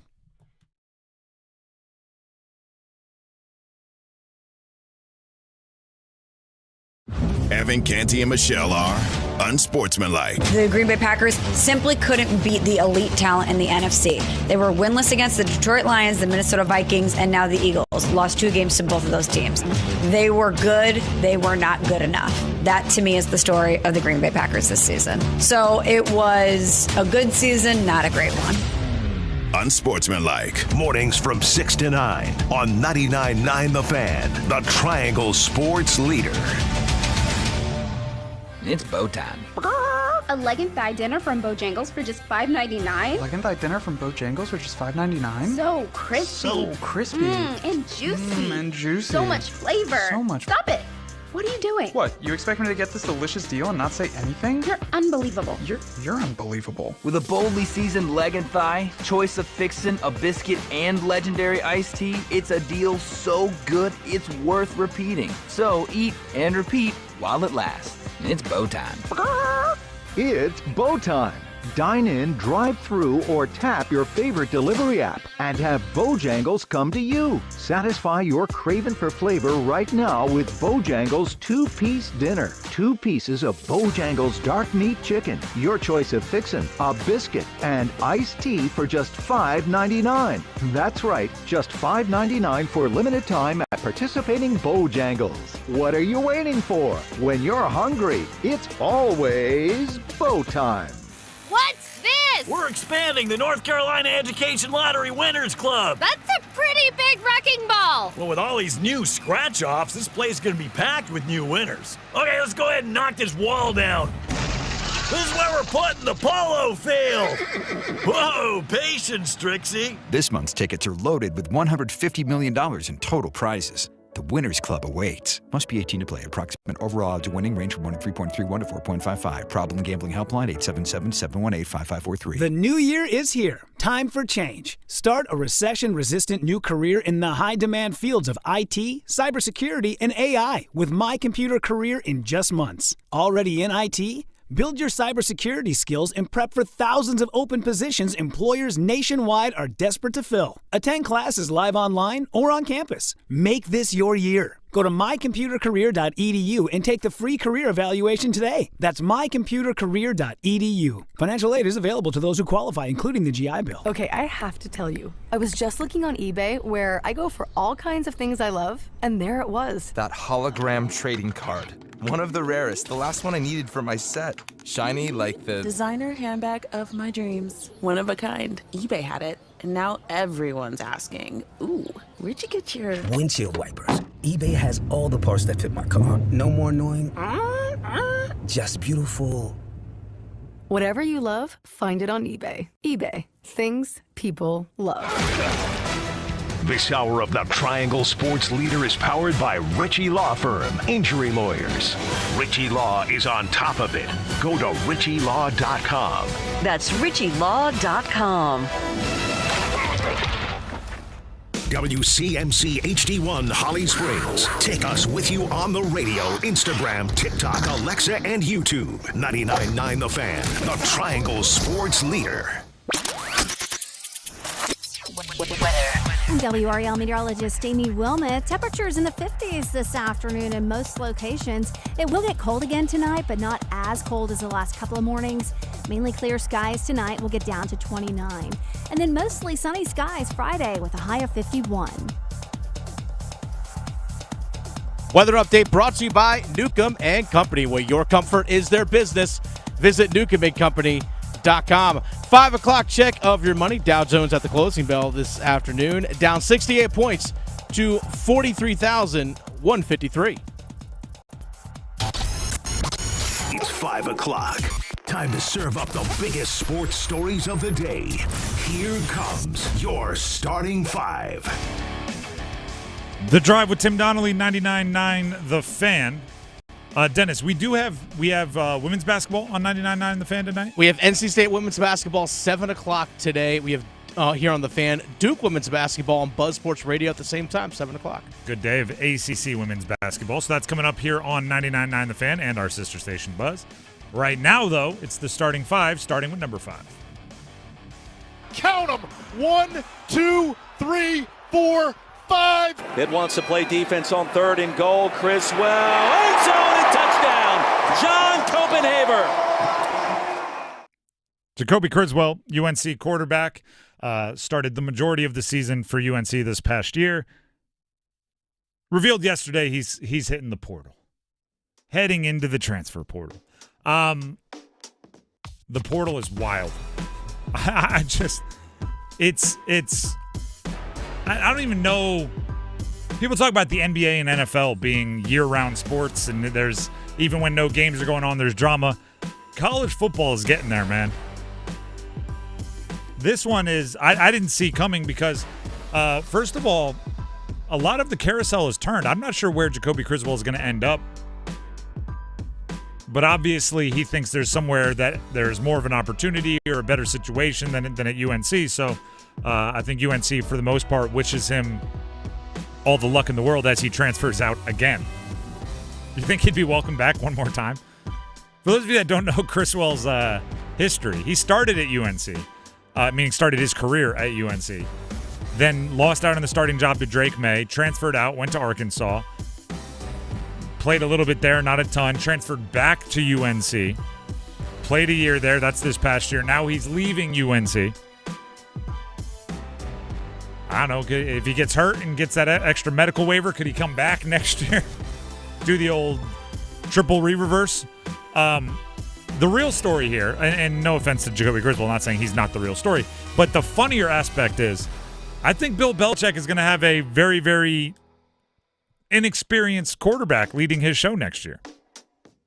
Whether it's Ryan Brown, who they got out of the portal from Purdue, 55 career completions, or whether it's Bryce Baker, who's the incoming, or early enrollee, I should say, early enrollee stud recruit. Neither of those guys have a ton of experience, so those growing pains that every college quarterback has as they learn the position, as they learn college football in general, are going to be had with Bill Belichick on the sideline.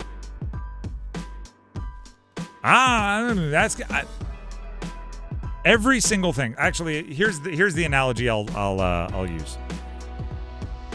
When you know you're leaving somewhere, like moving, because I moved around a bunch as a kid. When you know, like, all right, moving trucks are coming in 2 weeks, right? We're leaving in 2 weeks. You can't help but everything you do, you think, like, last time I'm going to do this. You go to, like, your favorite restaurant. Could be the last time I'm at this restaurant. You drive, like, the back way home. Could be the last time I'm driving the back way home. The reverse is going to happen with Bill Belichick. Everything he does, it's like, this is the first time he dealt with recruiting high schoolers. This is the first time he dealt with a player in the transfer portal. This is the first time he dealt with a post-game press conference where he has to talk about high schoolers and not professional athletes. I am fascinated to watch him deal with a freshman or an inexperienced quarterback for the first time. Like, this ain't high school anymore. How does he deal with that?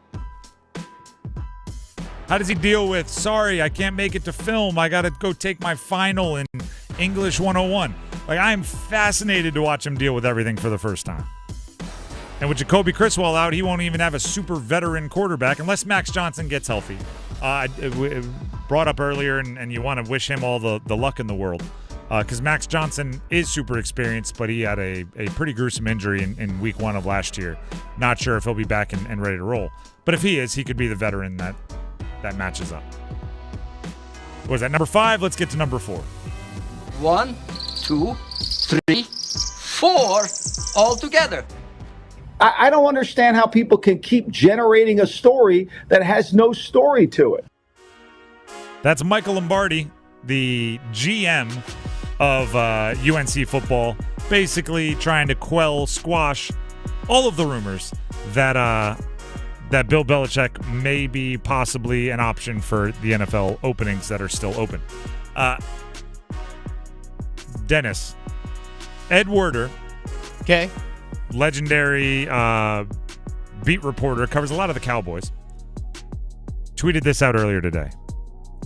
Regarding Deion Sanders, okay, I'm being told, this is Ed Werder, Ed Werder's being told, that he would almost certainly accept, meaning Deion would almost certainly accept, if Jerry Jones offers to make him the next Cowboys head coach, that those around him are encouraging him to pursue it and that Jones is enamored with the idea. Deion Sanders to Dallas. You all in? I mean, I think Jerry Jones likes making headlines. Yep. And this is definitely going to make one.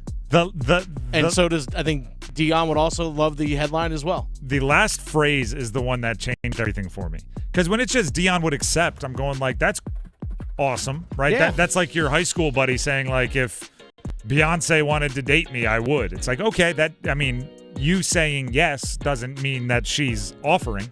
Deion Sanders saying, like, I would accept. That means nothing. But then Werder came around the side and said, Jones is enamored with the idea. And I went, oh, no. Actually, I'm not a Cowboys fan, so heck yeah. That sound you heard was Cowboys fan. I just don't see how it works. In other ways, or in other NFL coaching news, Ben Johnson and the Raiders supposedly getting closer and closer, and that attraction is growing. And right, they're starting to like each other's Instagram pictures metaphorically. Mm-hmm. Right, they're starting to just be, so what are you doing this weekend? Ben Johnson appears to kind of have the pick, right? I think the Patriots were the number one spot. They didn't want to wait. They got Vrabel. He's their guy there. Of the rest, it appears the common kind of knowledge is Ben Johnson, the offensive coordinator of Detroit, could name his destination if he wanted to. Why in the world would you name the Raiders? That's like the worst one to choose, them and the Saints. How?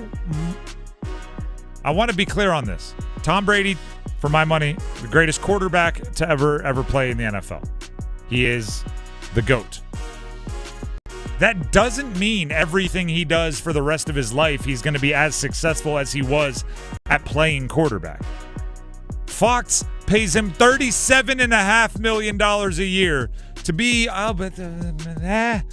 color commentator because they just assumed this guy would be great. Now he is a partial owner of the Raiders, and suddenly there's so much more of an attractive destination than other spots. I don't know if he's a good partial owner. I don't know if he's good at anything other than playing quarterback. He's really gosh darn good at playing quarterback, don't get me wrong. You got to start there. But I don't know if being able to anticipate the defensive coverage and throw a laser rocket 18-yard comeback to a undersized wide receiver really makes you that good of a talent evaluator. It's if Ben Johnson goes to the Raiders, to me it's him saying, I want to work for Tom Brady because I can't find another option to do it. Maybe he really likes Vegas. Maybe he's like, I don't know, the dry heat. It's nice for my skin. I don't know. But I couldn't find one. Do you know what is, and this is the last point I'll make on the NFL coaching carousel? I find it hilarious how rarely the Saints are ever mentioned. Right? Because that's always the one I check for, because they're in the division with the Panthers. Obviously, we cover the Panthers, so that's the one I'm more curious about. They're not like, they could be interviewing anybody. I wouldn't know because no one is talking about them. There's such an afterthought in this hiring cycle that it's like they talked to Aaron Glenn. Aaron Glenn wants to go to the Jets. Maybe they requested Ben Johnson. Ben Johnson wants to go to the Raiders. Maybe they want to talk to Vrabel. Vrabel's good. Like they're not even in the mix. Derek Carr is sitting there like Will Smith in the sad episode of Fresh Prince. Why don't he want me, man? Don't tell him it's because of your contract. The Drive with Tim Donnelly, 99.9 The Fan. That was number 4. Let's get to number 3. Refeeds Taylor high left, pump fake, slices in 2 pounds, bodies into the lane, layups up and in, and the foul. Taylor slithers to the basket and scores. NC State lost to Virginia Tech last night, men's basketball. I think we were firmly in the NC State is in the middle tier of the ACC for the last handful, whatever games, right? It's just like, okay, they're with how they're playing right now. They haven't figured it out. That hasn't clicked. They haven't leveled up yet. They're middle tier. They might be like, there's middle class, upper middle class, lower middle. They might be lower middle tier, which is a shame. And we were having this conversation off air. It is a bummer, just about college sports as a whole, that a ton of success one year doesn't translate to future success the way it once did. Right? You win the ACC championship, make it to a Final Four 30 years ago.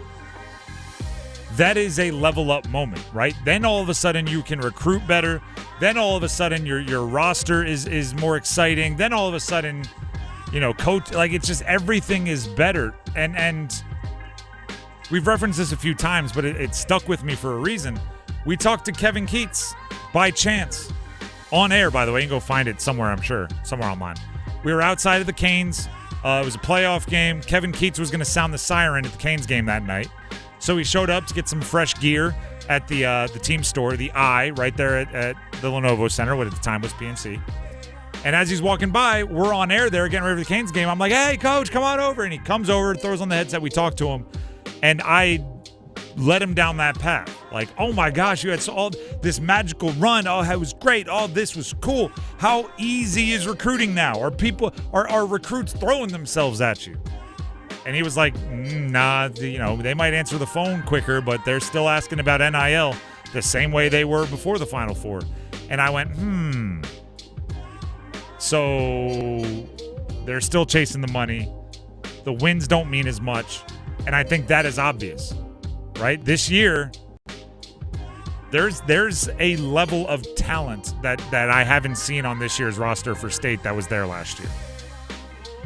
Right, because they're in the same position they were a season ago, right? You got to win to hopefully start your ACC tournament run as late as possible, right? Monday, Tuesday, Wednesday, Thursday. You want to start it as late in the week as possible, and then wherever you end up, you have to win the ACC championship to make the big dance. They were in the same position last year. The difference is the flashes. Last year, individuals would be like, all right, he has something there. We haven't seen as much of that. And that's a bummer because they did go into the portal. They did bring guys out. They did bring in freshmen. And you feel like after their run last year, they deserved to have like a top 5 in the ACC recruiting class.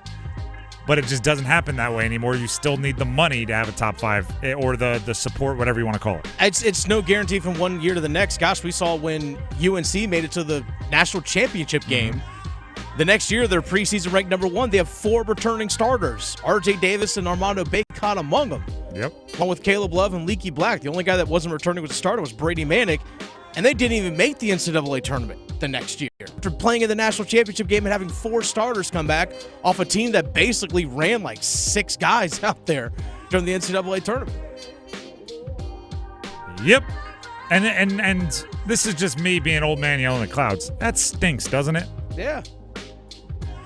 Like, I remember back in the day, and it's not even that long ago, like Wichita State, VCU, Butler would go on a magical Final Four run, and the question was always like, can they sustain it? And they usually would until whatever that magical coach was left, right? Butler went to back-to-back title games. With Brad Stevens. Yeah. Shaka left for money. I think it was Marshall was the last name at Wichita State. They had a really good program till I don't even know what happened there, and I won't go down. There may have been some stuff. But, like, that doesn't happen anymore. You go on a magical run, it's like, hey, great, that magical run ended in April and never to be seen again, which is just, it stinks. The Drive with Tim Donnelly, 99.9 The Fan. That was number 3. Let's get to number 2. Just the two of us. No good. Long rebound, Cadeau. Touch pass to Jackson in transition. Big step through and finish from the right side. Speaking of UNC beat Cal last night by a whole bunch. And if they're like, I'll do the exact opposite of what I just did for NC State. If they are middle tier ACC, they're upper middle tier, right? If there's levels to this, there's Duke in their own level. Then the upper of the next tier, UNC's there. Is it Louisville? Is it Pitt? Is it UNC? That's kind of the upper crust of that middle section of the ACC, and they're figuring it out little by little by little. And you know, they might be a team that by the ACC tournament is like, I do not want to face them. Meanwhile, they may have been a team a month ago where other teams were thinking we could get a brand name win for the price of not that much. So it's a credit to UNC to see them improving in the way they are. And it's a credit to UNC to be embracing Ian Jackson the way they are. Ian Jackson, 5-star freshman. At the moment, the NBA big boards have him as like a late first-round pick. I expect that to rise because he's scoring in bunches. Here's Hubert Davis on Ian Jackson being willing to take coaching. It's just, the communication between me and Ian is, you can't get any higher than that. we just, and the reason being is he's willing to be coached, and just the conversations that we have, I think he trusts me that everything that I say and I'm trying to do is in the best interest of him being the best that he can be. And, when you have a player that wants to be coached and you combine that with just the giftedness that he naturally has, it's something special. Well, whatever coaching you're doing or not doing, keep it up because Ian Jackson's scoring in bunches, another 20 points last night for Cal. And I think what UNC is going through is an even further example of what Dennis was talking about in that there's no connection between last year and this year in college basketball anymore. Right? If UNC looked at this year more of a one-off, like this is the 2024-2025 season and it has nothing to do with the 2023-2024 season, and they started from scratch. And I'm talking like even the defending Jerry West Award winner, even the defending ACC Player of the Year has to re-earn whatever usage and whatever opportunities they get. Maybe they would have started the season with Ian Jackson as the main guy. Ian Jackson is scoring at an unbelievable clip over the last 7 games. And he's doing so despite not even starting the big bulk of the non-conference schedule. He wasn't even a starter. Now he's shown up in the starting lineup and the leading scorer for North Carolina. Like, that is a big rise in kind of status within your own program. So credit to UNC for being flexible. Credit to Hubert Davis for being flexible. Credit to Ian Jackson for being ready.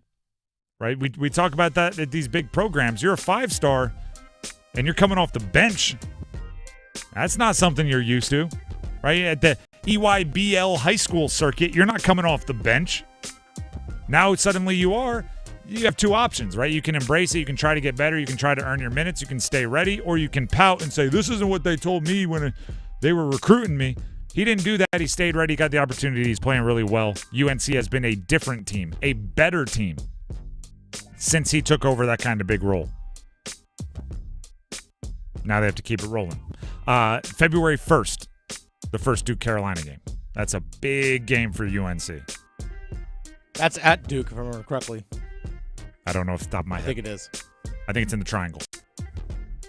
Well done. Thank you. That's number 2. Let's get to number 1. The one! Through the seam, Goss is back for Natchez. He scores! 3:08 left here in the third, and Marty Natchez wires it past Luukkonen, and the Canes are within 1.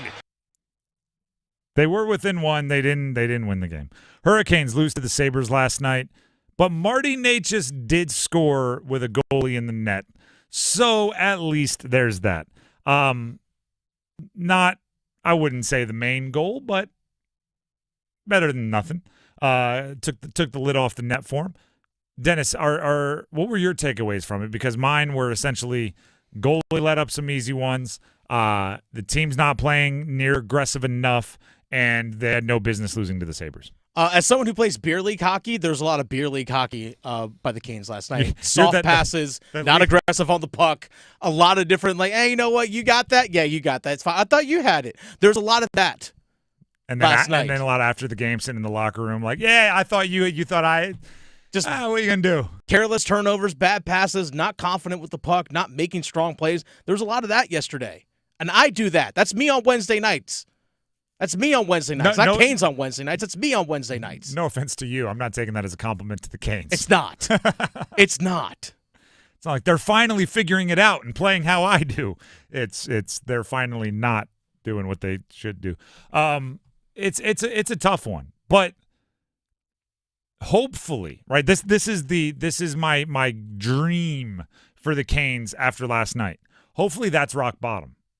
right? Hopefully that's as bad as it gets. You go to Buffalo, you play sloppy, you're careless with the puck. Some of your best players are the ones that aren't necessarily executing as well as you'd like, and you get a little frustrated, and that's the wake-up call that you need, right? There was somebody on Twitter that said it was my fault because I've been jinxing the Canes. When they play bad teams, I point out that the other team is bad, and that's why they're losing. This is risk. I'm gonna risk jinxing again here because I don't believe in superstitions. The thing you never say in movies is it can't get worse, right? And then always it starts raining right away. Well, okay, guess it did. I'm not gonna say it can't get worse for the Canes. I'm saying I hope it doesn't have to get worse for the messages that need to be sent to be received, right? I hope it doesn't have to get worse. Last year they had the players-only meeting. Remember they went through that it was the Canadian road trip. I think it was 5 straight games in Canada. They lost 4 in a row of them, maybe, or I forget the exact details of it. But they had the players-only meeting, and there was like, you look at last year's season for the Canes. You could literally, it's like BC and AD. It's like before the team meeting and after the team meeting, you shouldn't even judge them the same. Where's that moment this year? And how bad does it have to get before you do something like a players-only meeting? How bad does it have to get before, somebody does put their foot down and say, all right, enough is enough. We need to do something about it. I hope it was last night. Right? There's a part of me that's like, if you're going to lose to the Sabres, all right? And the Sabres were dead last in the Eastern Conference, dead last obviously in the Atlantic Division, 4th worst in team points in the entire league. If you're going to lose to them, I kind of wanted it to be like 7-1. Like if you're going to lose, make it sting, right? If you're gonna, and they did, by the way, right? It was a hat trick, but right? That end tripped an empty net. Anyway, I wanted it to really, really sting to learn your lesson. Really sting. So somebody puts their foot down. I hope it doesn't have to get worse because last night it was tough to watch, right? It wasn't fun to watch. And then after the game, you had the appropriate kind of vibe. Rod Brindamore after the game called out the defense, called out the urgency. Unfortunately, tonight I thought our D weren't very good. Usually that's a strength, but that wasn't good enough the way they were handling the puck. And, we gotta. It seems to be one thing one night, one the next. But we do need to be better. That's just it. At the end of the day, it's the urgency needs to be more dialed in from the start of the game. Both are true. I think if we really had an internal monologue on Rod, like a truth serum, he could have listed 17 things, 20 things he wanted to see better in that game. He settled on the defense needs to be better and urgency. But it could have been, Rod, we gotta go. We got a plane to catch. He could have, truth serum just kept talking. Jacob Slavin, maybe a little less specific, but still same vibe after the game. We're known as a team that competes every night. We're consistent. We have a chance to win every night. But lately, we haven't had chances to win every night, and so we're not helping ourselves by the way we play when we play like that. And it's again, it's not good enough as a group. A man, it's not good enough, and so we can all be better. Not good enough. Not good enough. Not good enough. Usually we're good enough. Not good. That's all the appropriate deal. That's all the appropriate reaction to a game like that. It's what you do with it from that point forward. I know, Dennis, you being a former coach, I've talked about this. Coaches, it's easier to coach after a loss. And it's easier to coach after a bad loss because players are thirsting for how do we not let that happen again? How do I not feel like I feel right now again? What do I have to do, coach? After wins, can't tell me nothing. After losses, what's the problem? The Canes should be thirsting for how to fix it after last night. And I hope it doesn't have to get worse. The Drive with Tim Donnelly, 99.9 The Fan. I promised you a chance to win Chris Stapleton tickets today in the numbers game, and that's exactly what I'm going to provide. We are going to provide 99.9 The Fan. Numbers game is coming up next. Call in. We need 2 contestants.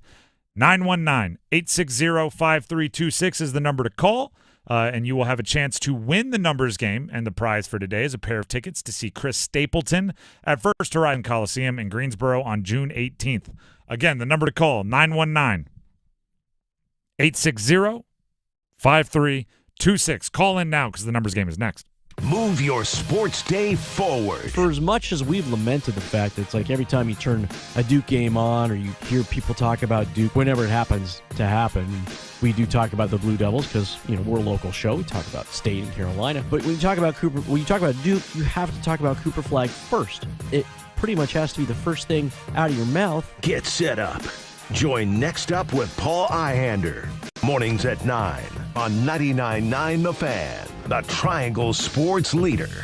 Breaking news coming in from Bet365, where every nail-biting overtime win, breakaway, pick six, three-point shot, underdog win, buzzer beater, shootout, walk-off, and absolutely every play in between is amazing. From football to basketball and hockey to baseball, whatever the moment, it's never ordinary at Bet365.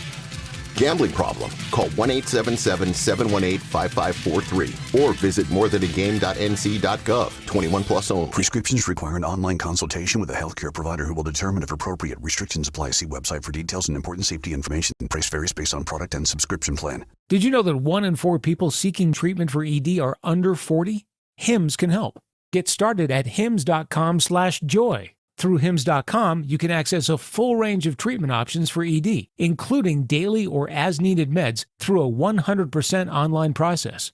To start your free online visit and save up to 95%, go to hims.com/joy. So my home is also my office. And before I can focus, every room's gotta be clean. That means tidying up, then spraying my Febreze Air Mist. Ooh, that's fresh. Febreze Air Mist scents are all high quality. They fight any weird funk, and they give my air an instant boost of freshness. So not only does my home smell good, I feel good too. After I Febreze, it's time to start my day. Breathe happy, Febreze, la la la la la. Mitchell Heating and Cooling, we do the job right every time. Mitchell Heating and Cooling is celebrating 51 years of trusted service. And to celebrate, get a furnace tune-up for just $51. That's peace of mind heating for only $51. Visit MitchellHVAC.com. Mitchell Heating and Cooling. Quality products and services on time from a family you trust. It's hard to stop a train. If you have unfiled taxes or are in debt to the IRS, this is important news. Did you know the IRS has programs specifically designed to help people struggling with tax debt? Powerful tax assistance programs that can save you thousands if you qualify. No one knows these programs better than the experts at Optima Tax Relief, America's most trusted tax resolution firm, A-rated by the Better Business Bureau. Their award-winning team of tax attorneys and licensed professionals have resolved over $1 billion of tax debt for their clients. One call to Optima can start the process, helping to end your worries about wage garnishment, asset seizure, and other IRS actions. Make sure you're getting the best options to solve your tax problems. Call the experts at Optima today for a free confidential consultation. Call 800-714-8422. 800-714-8422. 800-714-8422. Optima Tax Relief. Some restrictions apply. For complete details, please visit OptimaTaxRelief.com.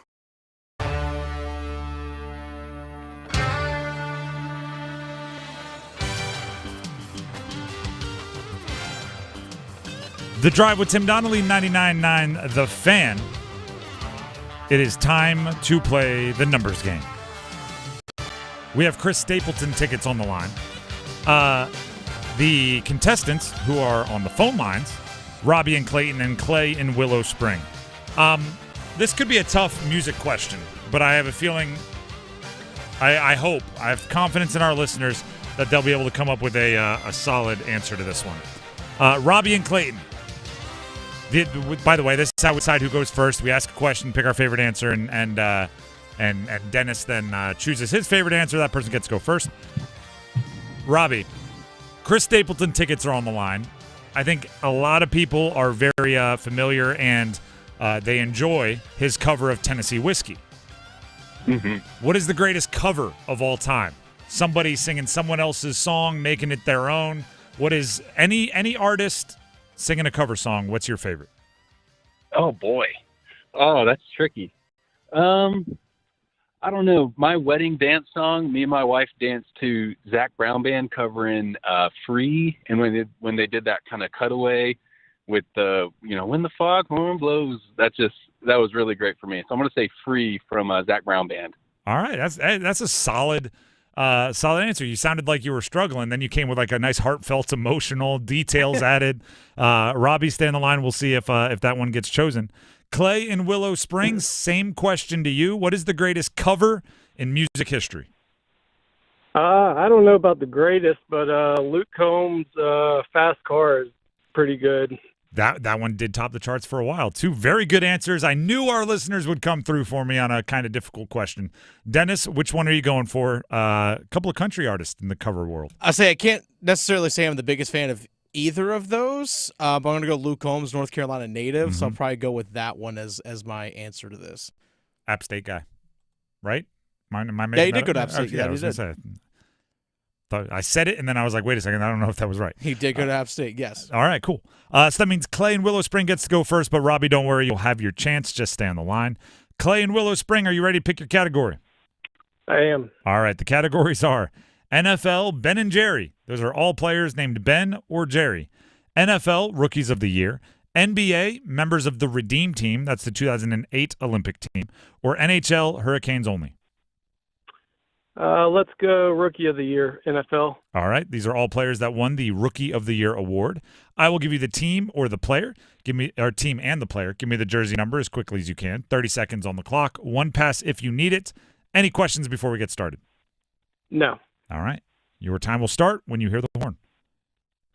Jamar Chase, Cincinnati Bengals. 1. Correct. Justin Herbert, Los Angeles Chargers. 10. Correct. C.J. Stroud, Houston Texans. 7. Correct. Todd Gurley, St. Louis Rams. 23. Incorrect. Eddie Lacy, Green Bay Packers. 28. Incorrect. Todd Gurley, St. Louis Rams. 30. Correct. Eddie Lacy, Green Bay Packers. 32. Incorrect. Eddie Lacy, Green Bay Packers.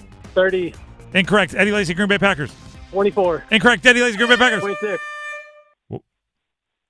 27. We need 27. You were getting closer. You were honing in on it. You didn't get it wrong. You ran out of time. But you did get 4. 4 is a solid number. Not a perfect score, but as close as you could get. So go ahead and stand in the line. We'll see if it holds up. And that'll bring us to Robbie and Clayton. Robbie, you ready to roll? All right, yeah. All right, the categories are NFL, Ben and Jerry, all players named Ben or Jerry. NBA, the Redeem Team, 2008 Olympians. Or NHL, Hurricanes only. I'll try the NBA Redeem Team. All right. Now, I always give this clarification in this category. We're not looking for their Olympic numbers. I will say an NBA team and a player, we need their jersey number on that NBA team. There will be 30 seconds on the clock, one pass if you need it. You need all 5 for the win. Any questions before we get started? All right. Nope. All right. Your time will start when you hear the horn. Dwayne Wade, Miami Heat. 3. Correct. Carmelo Anthony, Denver Nuggets. 10. Incorrect. Chris Paul, New Orleans Hornets. 0. Incorrect. Carmelo Anthony, Denver Nuggets. 32. Incorrect. Chris Paul, New Orleans Saints. Or New Orleans Hornets. 3. Correct. Dwight Howard, Orlando Magic. 10. Incorrect. Carmelo Anthony, Denver Nuggets. 3. Incorrect. Dwight Howard, Orlando Magic. 0. Incorrect. Carmelo Anthony, Denver Nuggets. 33. Incorrect. Dwight Howard. It was a good effort. I liked how you kept firing. It was a good strategy. You don't have the answers. You don't have the answers. Dwayne Wade 3, Chris Paul 3. You got both of those. Carmelo with the Nuggets was number 15, and Dwight Howard with the Magic number 12. Unfortunately, 2, not enough for the win, but hopefully you had a good time. Yeah. Thanks so much. All right, appreciate it, and give it another try. Clay in Willow Spring, you are the winner. Congratulations. Awesome. Thank you. Couple of tickets, a pair of tickets for the Chris Stapleton concert, First Horizon Coliseum in Greensboro, June 18th. The pair is yours. Go ahead and stay on the line, and Dennis will grab the info. Perfect. Thanks. Thank you as well. We had a streak of like 4, I think it was 4 straight days with a perfect score, mostly last week. I'm not upset at the 4s, right? 2 days this week we had 4s, and they good strategy. If you just don't know the answers, you don't know the answers. There's a little bit of luck that comes in this. You need a couple players that were on teams you cared about to pop up there. And I want to give a shout-out to both of them. Throwing, what's the best cover of all time, Adam, was a difficult question. Not always the most fair thing in the world, but I just wanted to know the answer. If you have a great cover, by the way, I'm always looking for new music to add to some playlists. You can send it to me at Donnelly Sports. I think if we're going best cover, I think Johnny Cash Hurt. If I think that was a 9 Inch Nails song. Johnny Cash Hurt's pretty darn good. I Will Always Love You, Whitney Houston, Dolly Parton cover. There's quite a few covers you could throw out there. At Donnelly Sports on Twitter if you have better than that, if you can top that. The Drive with Tim Donnelly, 99.9 The Fan. Don't forget we have women's basketball here on 99.9 The Fan. NC State women's basketball will be here on 99.9 The Fan. You can catch Duke on our sister station Buzz. Dylan on Twitter says James Otto Purple Rain, and he says thank me later. I'll give it a chance. Anybody else, send it at Donnelly Sports. Great covers. Tim Donnelly here for DraftKings Sportsbook. Before we move on, we are talking playoffs. One of my favorite times of year. I say that all the time. But the playoffs, football playoffs specifically, are definitely, actually one of my favorite times of year. And it's a great time for you to get in on the action at DraftKings Sportsbook, an official sports betting partner of the NFL. Scoring touchdowns is key to winning in the playoffs, and you can score big by betting on them at DraftKings, the #1 place to bet touchdowns. If you're ready to bet your first bet, place your first bet. Try betting on something simple and easy to follow, like a player to score 6. Go to the DraftKings Sportsbook app, pick a player, make your pick. It's that simple. And I do like the touchdown scorer bets because it is, first of all, it's always live, right?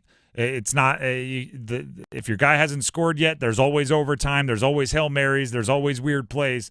It's all the way up till the end. It's always live, obviously, unless you hit. And it's fun to root for offense. It's fun to root for touchdowns. New DraftKings customers, you can have extra fun because if you bet $5, you can get $200 in bonus bets instantly if you listen to what I'm about to tell you. Download the DraftKings Sportsbook app and use code TIMD at signup. That's code TIMD with no spaces for new customers, and you will get $200 in bonus bets instantly when you bet just $5 only on DraftKings Sportsbook. The crown is yours. Gambling problem? Call 877-185-543 or visit morethanagame.nc.gov. 21 plus, North Carolina only.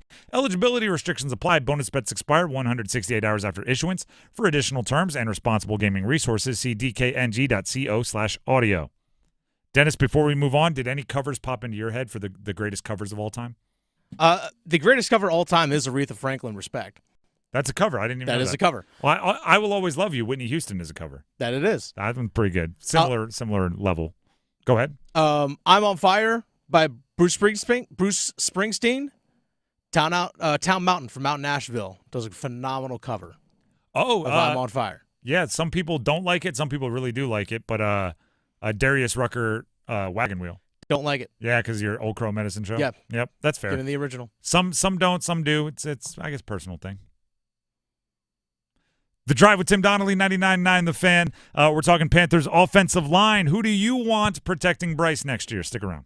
All playoff roads lead to New Orleans. Playoff football, baby. The Wild Cards, the championship games, presented by First Horizon Bank and Wake Men, will be heard here. Curtis Samuel, 30, bang it inside of the 20, 15, 10, slips out of the tackle, touchdown Buffalo, 55 yards. Hot dog, man. The Triangle's home for Super Bowl 59.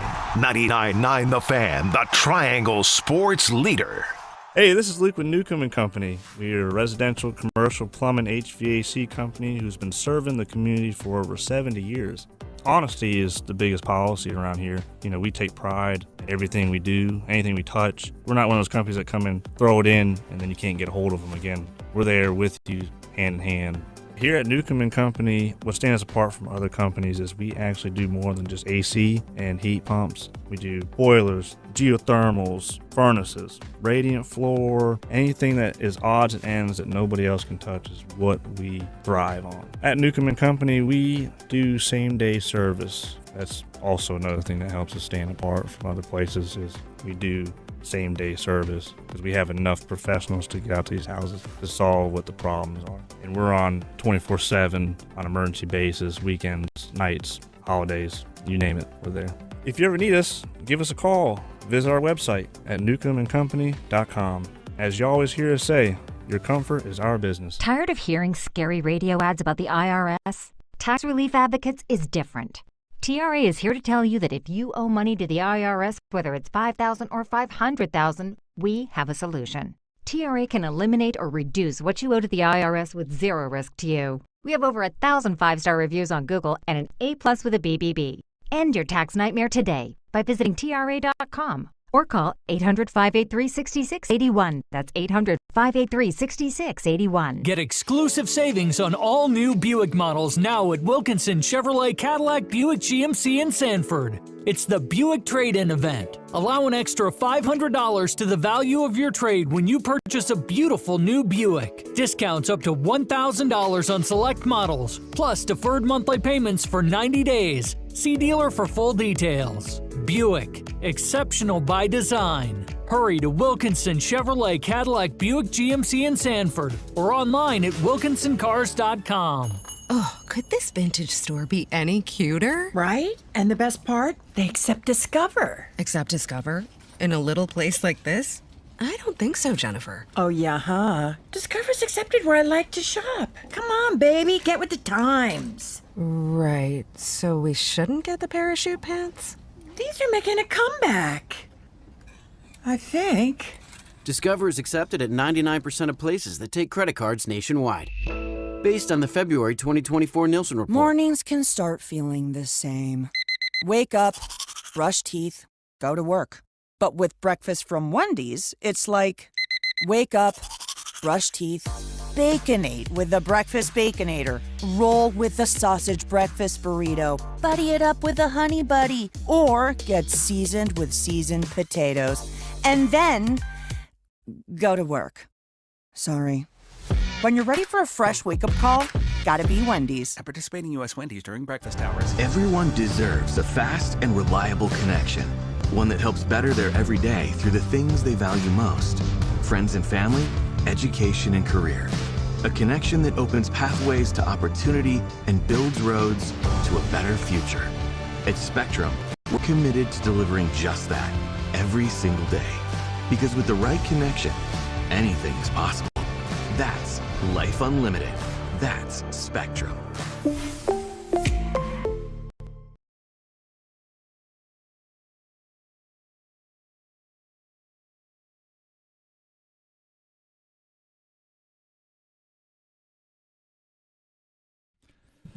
The Drive with Tim Donnelly, 99.9 The Fan. Just for those of you tracking that the covers conversation we had during the numbers game, Turn the Page, Metallica from Jason on Twitter. It's a great one. Adam says Dancing Days covered by Stone Temple Pilots, if you're a Led Zeppelin fan. Yes, great song, both sides. And actually, I don't know if like the inspiration was because we gave away Chris Stapleton tickets. I do think his version of Tennessee Whiskey is phenomenal, pretty darn awesome. So I'd throw that one into the mix. But if you have a cover that you think, any cover from any artist covering any song that you think can best the ones that we've talked about, send it to me on Twitter at Donnelly Sports. There's a great cover of Vienna by Billy Joel by a band called the Bad Oats. Okay. Phenomenal cover of Vienna. If you're a Billy Joel fan. I was going to say, I like Vienna by Billy Joel, so it's always a risk. You don't know if it's going to end up like, oh my gosh, what a awesome tribute, or if it's going to be like how some people look at Darius Rucker, Old Crow Medicine Show, which is like, why did you touch perfection? So it's tough, but I'll give it a ride. I'll see how it goes. Try anything once. The Drive with Tim Donnelly, 99.9 The Fan. Let's talk Panthers. Panthers last offseason made it an obvious priority to increase the quality of their offensive line. I assume, right, Dan Morgan, Dave Canales took over the Panthers. They watched some tape of Bryce Young's rookie year and said, let's not make him do that again. Let's see if we can't get better up front. spent $100 million over, what was it? $100 million over 5 years on Robert Hunt and $53 million over 4 years on Damian Lewis, a couple offensive guards. And I don't want to say like it wasn't exactly Oz in The Wizard of Oz turning to color from black and white, but the outlook was much better this year up front than it was the year before. Now you have to decide, do you have the complete set in the right spot, or did you just get better? Is Ike Ekwonu your left tackle? Is Taylor Moton your right tackle for the foreseeable future? Then once you have that answer, you know where you can spend your resources. Because that's all right. We had a commenter, I think it was a commenter earlier today, say that it's Dan Morgan's offseason, right? This is his time. It's his time to cook. The GM, this is his time. A GM can't do everything. I mean, I guess technically they could, right? If you're like, they could draft a starting edge rusher in the 7th round. They could. But you can't expect them to do everything in an offseason. It's part of the reason why the NFL is so great is every team has flaws, right? There's only so much salary cap. There's only so many draft picks that a team can use. Every team has flaws. So even when you have a 2-time defending Super Bowl champion that had the most wins in the NFL this year, like the Kansas City Chiefs, when they're going up against, who are they playing? Washington. When they're going up against Washington, it doesn't seem like they're invincible because even they have flaws. So what you have to do is it's all about resource allocation. Dan Morgan has to decide where are the most important places to spend money.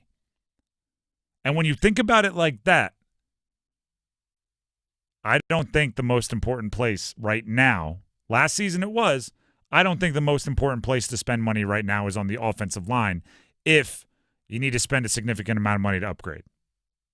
Ike Ekwonu, for lack of a better term, was good enough this year. Taylor Moton has made an entire really, really solid NFL career being a pretty good right tackle. Right? Like, I don't know if he's ever been elite. I don't know if he's ever been the greatest, but you can make a long career in the NFL of just most games you won't notice I'm there. And as long as those two guys can do that, they've got bigger fish to fry. They've got bigger fish to fry. They need defensive help. They need it. And at some point, we're going to dive into that 8th overall pick. We're going to dive into what they should do in the 2nd, 3rd, and 4th.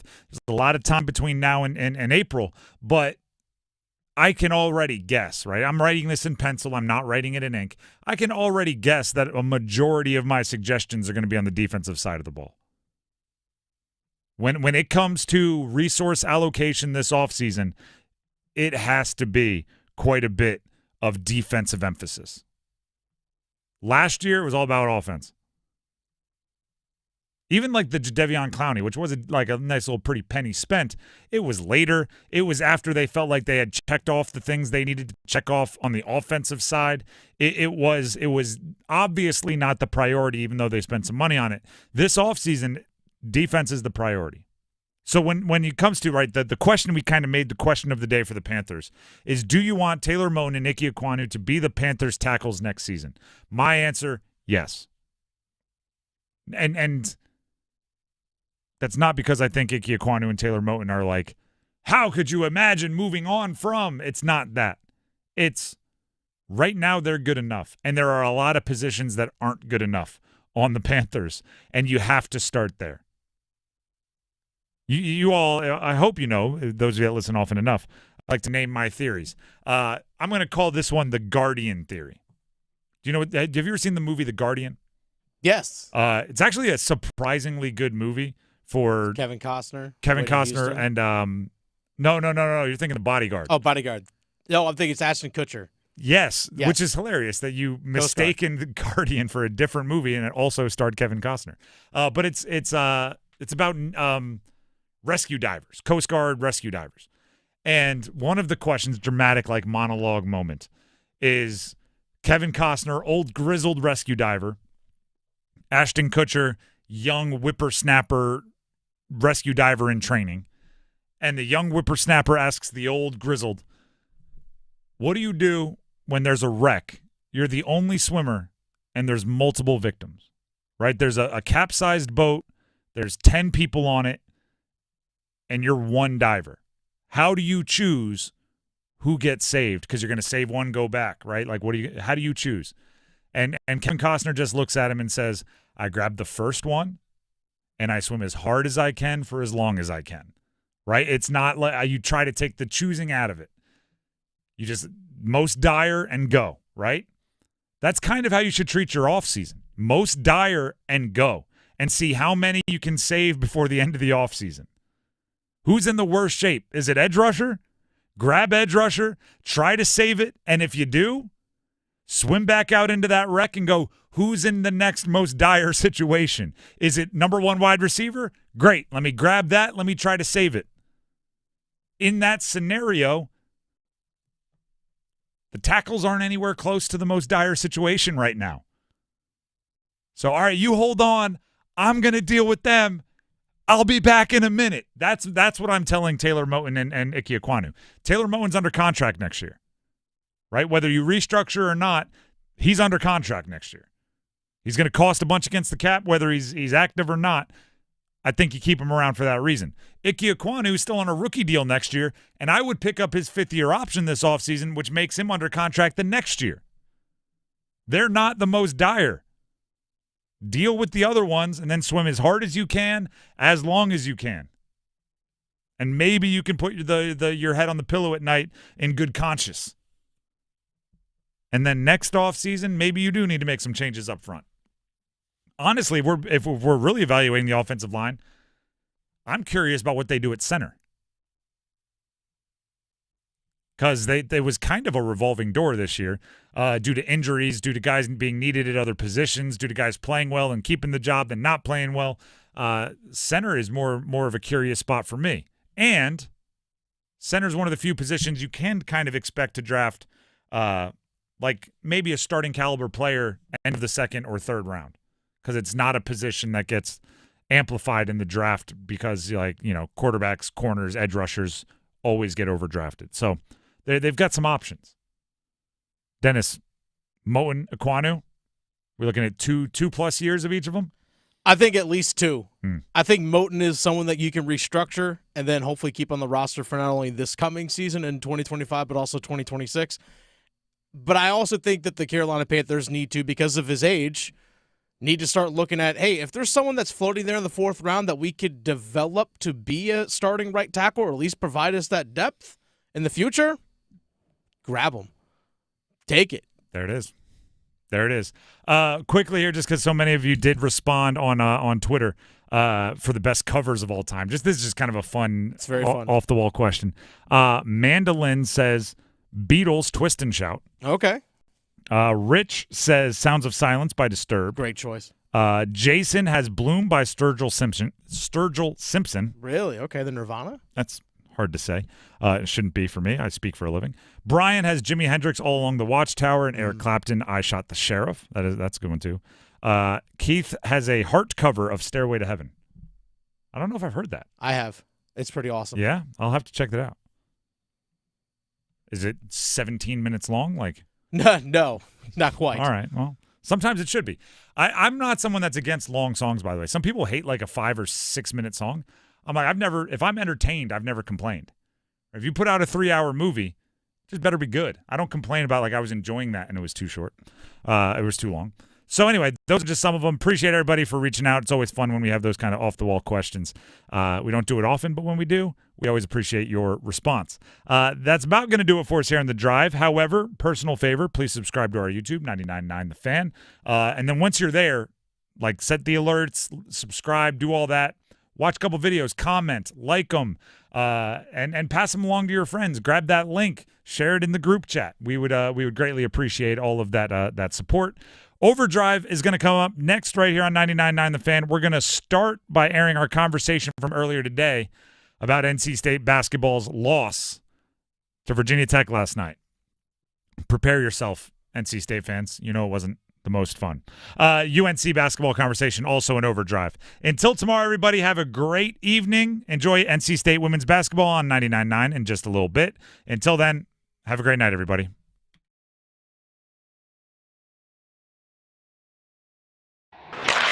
Hey, it's Adam Gold, and do you have a late night craving for in-depth analysis on the Carolina Hurricanes?